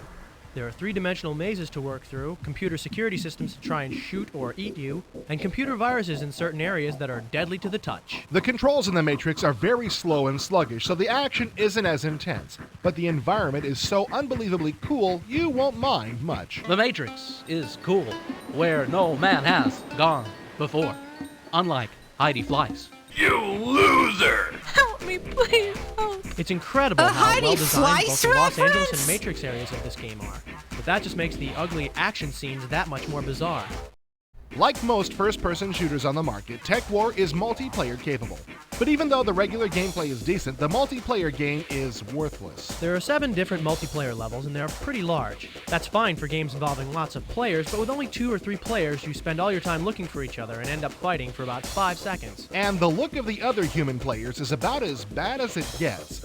You see other players as a guy with sunglasses on with his hands stuck in his pockets. If he has a weapon selected, you still only see him as a guy with his hands in his pockets. If he jumps in the air, you see him move straight up and down, hands still in his pockets, and if he crouches, you see him sink halfway into the floor. It's awful. What were they thinking? Multiplayer stinks. That makes no difference at all. I still get paid. Spa!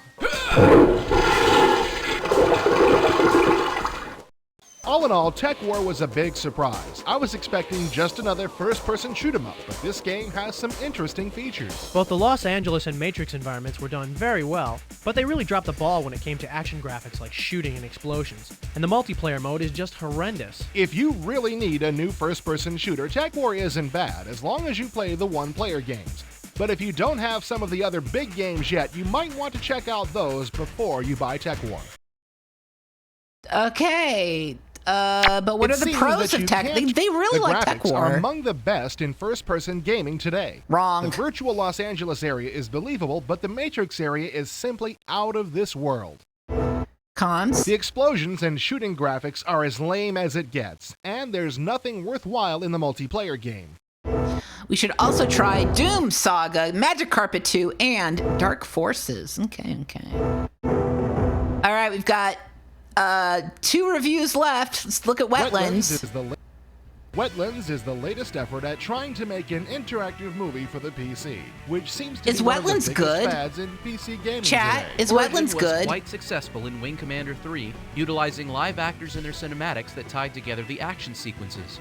But Wetlands has taken the approach of using animation instead of live actors in the cinematic sequences, which is a bit of a departure from what the rest of the industry is doing these days. With Wetlands, New World Computing shows that animation is often more believable than live actors in creating an interactive movie feel. The actors and the backgrounds look and act exactly like they're supposed to, and the result is very convincing. And the action sequences that are sandwiched between the movie scenes are not bad either, but the movie really steals the show in Wetlands. A comic book section in the manual sets up the story, which begins as a scientist named Philip Naj is testing a nuclear weapon that he's developed. He discovers that the weapon might have an adverse effect on weather patterns, but the military ignores his warnings and continues with the project. And as you would expect, when it comes time for full testing, the weapon wreaks havoc with the weather, and Naj, the guy who warned this might happen, gets blamed for the whole thing. They lock him up and he swears he'll get even. The storm created by the weapon got worse and worse. Old Naj knew how to stop it, but he wouldn't talk, exacting his revenge. So the storm just kept on for years until 98% of the Earth's surface was covered with water and 98% of the population was dead. Thus, the Earth became known as Wetlands. Naj wasn't caught in the flooding, but sent away to a high-security prison known as Alpha 16 on another planet. The game begins when a group of commandos bust Naj out. The escape ship was tracked to Wetlands, which has become a hideout for the scum and criminals of the galaxy. So the government has hired you, John Cole, to track Naj down and bring him back. The story in Wetlands is really brought to life by the second-to-none cinematics, easily the high point of the game. The decision to go with animation instead of live actors was brilliant. You've got to see it to believe it. A lot of the cinematics were 3D rendered by computer, like ships flying through Wetlands space is or amazing. cruising through the water. Okay. But the parts of the story involving I'm the gonna add characters Wetlands were to my created with cell animation. list. This makes it look as good as any animation you've seen on television or at the movies. In fact, if this thing would have been made a few years ago, it would have been perfect for the movie Heavy Metal. The cinematics in Wetlands are just one big, fantastic trip. Having such a well-done movie portion is a great incentive to get through the action sequences. Hopefully, a version of the game will be released where you can view all of the movie from beginning to end without having to first get through the arcade parts. The world of Wetlands is very dark, and the characters are even darker. If you're a fan of Clint Eastwood or Sylvester Stallone, you're gonna go crazy over John Cole, the rootin'est, tootin'est, shootin'est cowboy west of the, well, anywhere, really. This guy is tough, mean, and he scowls all the time, unless something involving shooting and big explosions is mentioned. I mean, when he's told that he's going into an area that he'll probably be ambushed in, He just responds in true Eastwood fashion. That's their problem. His low-key approach can get a bit corny at times, but who are IE reviewers to criticize for corny? Be that as it may, this is comic book theater at its best, and if you're a fan of graphic, Wetlands dark was sci-fi stuff, developed like Blade by Runner or the Soldier Aliens, Boys. then you're in for a real I gotta treat with wetland Wetlands. it. I gotta This go game to the has more atmosphere wetlands. than a lot of big-budget movies in the I gotta theaters soak these up the days. wetlands. The action sequences, while being overshadowed by the movie, are fun in and of themselves. Most of the action is seen from a first-person perspective, but the player has no control over the direction of movement. Instead, the computer controls everything. Everything, that is, except what to shoot at. The one thing that the player does in the action sequences is use the mouse or joystick to move the targeting reticle around the screen, highlighting the bad guys and blowing them away. Of course, this is going to get old for a lot of folks for a few reasons. The most obvious being that all you do is put your cursor on a bad guy and push the button. It's a lot more difficult than it sounds, but there's just not much to do. The bad guys come at you from the same places every time you play, and even if you see a target on the screen, unless the computer targets them, even if you're wailing on them with your lasers, you just can't kill them. As impressive as the movie and other graphics are, there just isn't any semblance of replayability in Wetlands. But even though replayability is low in this game, you almost won't care with all of the graphics. When something blows up, it's just about as impressive as it can possibly be. The designers in this game could give lessons on how to make an explosion. I know that it may not be the most important part of the game, but it sure is a lot more gratifying to play when there's attention to details like this. And to compensate for the lack of interactivity with movement, the graphics that you'll be flying through are simply extraordinary. It's as much fun to watch this game as it is to play it. And to say there's no interactivity in Wetlands is selling it short. There is a small bit of movement to the left and the right that the player can control, but it's more like turning your head than controlling the direction of the ship. And in certain missions, you can actually choose which direction to go when you come to a junction, although it doesn't seem to matter much since the mission is over whenever you kill enough of the bad guys. But every mission isn't just played from a first-person view. One mission involves an overhead view of an underwater probe you control in order to blast sonar stations. In this scenario, unlike all the others, you don't use your mouse as a target device. Instead, it serves as an accelerator, so instead of moving the probe, the mouse accelerates the probe in the direction you move it, which proves impossible to control. In fact, we're not sure about the mental problems that going between these two modes of control might cause. Bob here volunteered to find out for us. Bob, what do you think? Hey, man, I really think that Zephyr was a great game, man. No, really. Keanu Reeves is a great actor. Wow, this is worse than we ever thought. Bob, we'll miss you, man. We tried hooking up the joystick and got My life is nothing but pain. Yeah, the it's game pretty seemed bad. to recognize that the fire button was being pressed only about 20% of the time. We called tech support at New World and found that other folks were having the exact same problem. So it's either cope with the impossible-to-use mouse controls where the fire buttons work, or use the easy-to-control joysticks where the fire buttons don't work. You might want to wait for a patch fixing this problem to be released before buying the game. But in the end, you'll probably want to get Wetlands. If you haven't gotten the point yet, the cinematics are simply phenomenal. The action is a very no-brainer kind of fun. Not very involving, but fun all the same.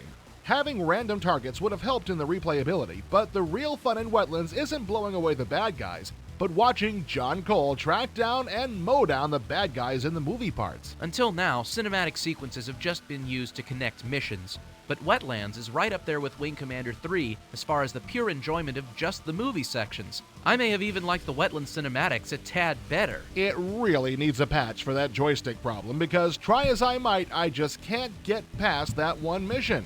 But New World said they were going to get on it right away, so okay, New we World won't have to wait too long. Wetlands is the direction that this kind of game should go in. This is about as fun as interactive movies get. Okay. What? Excuse me. Hold on.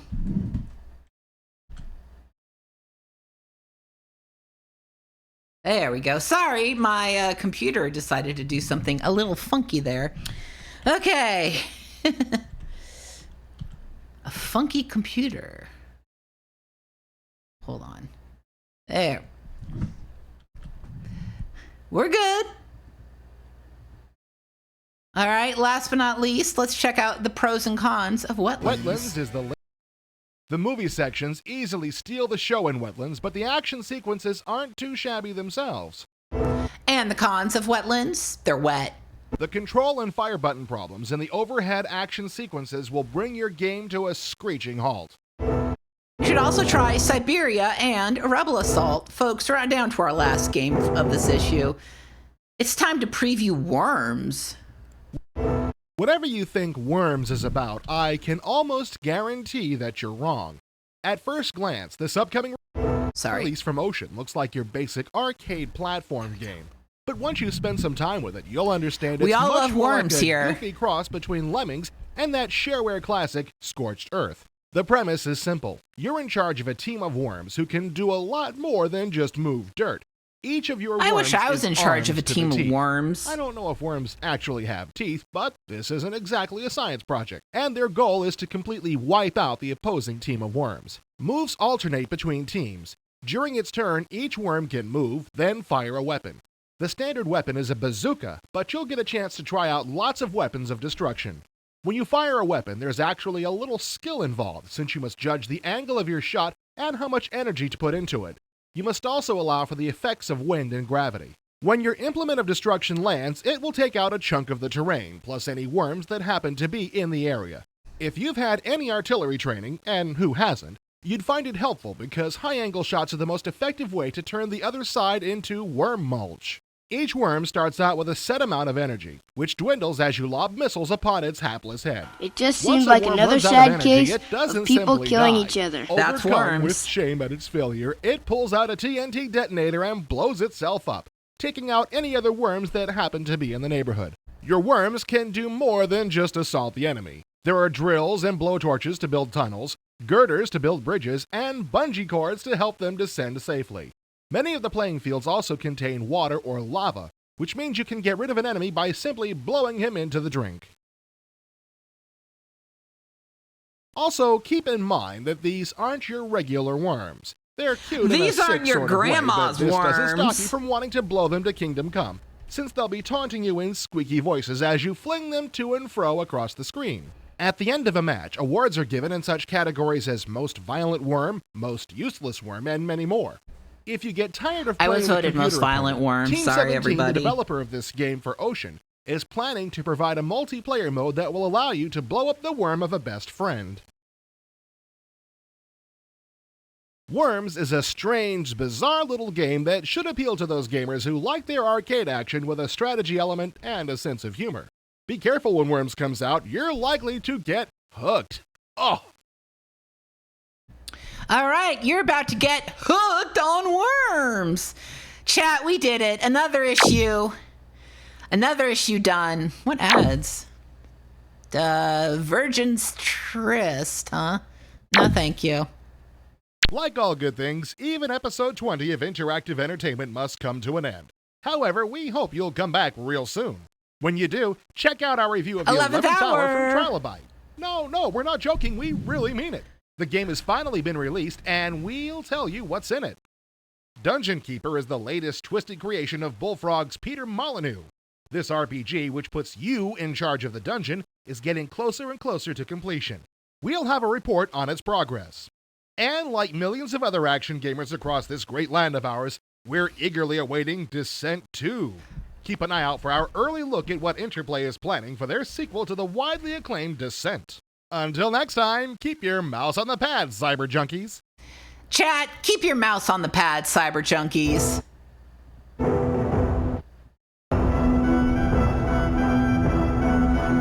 Take it away, Xena.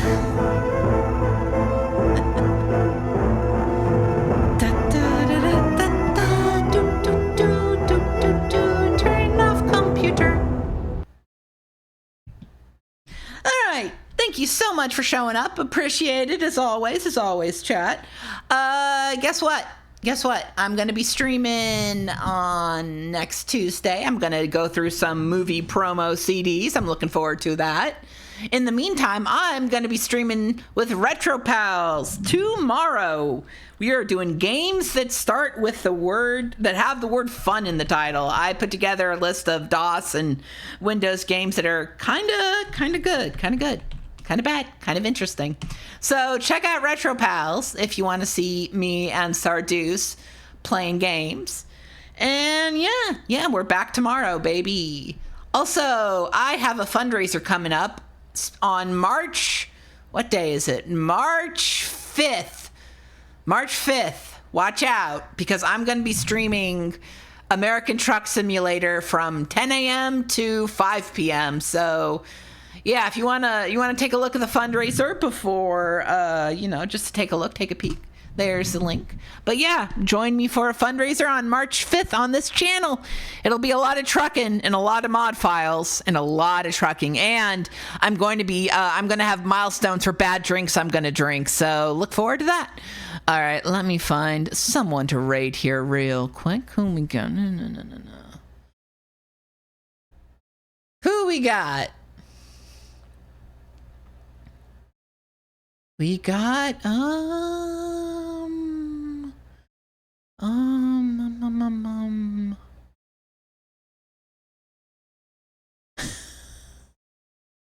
Ooh, Embion is going through some ZX Spectrum games. Let's go give them a raid. Yo, this game's got the naughty meter. You know it's good.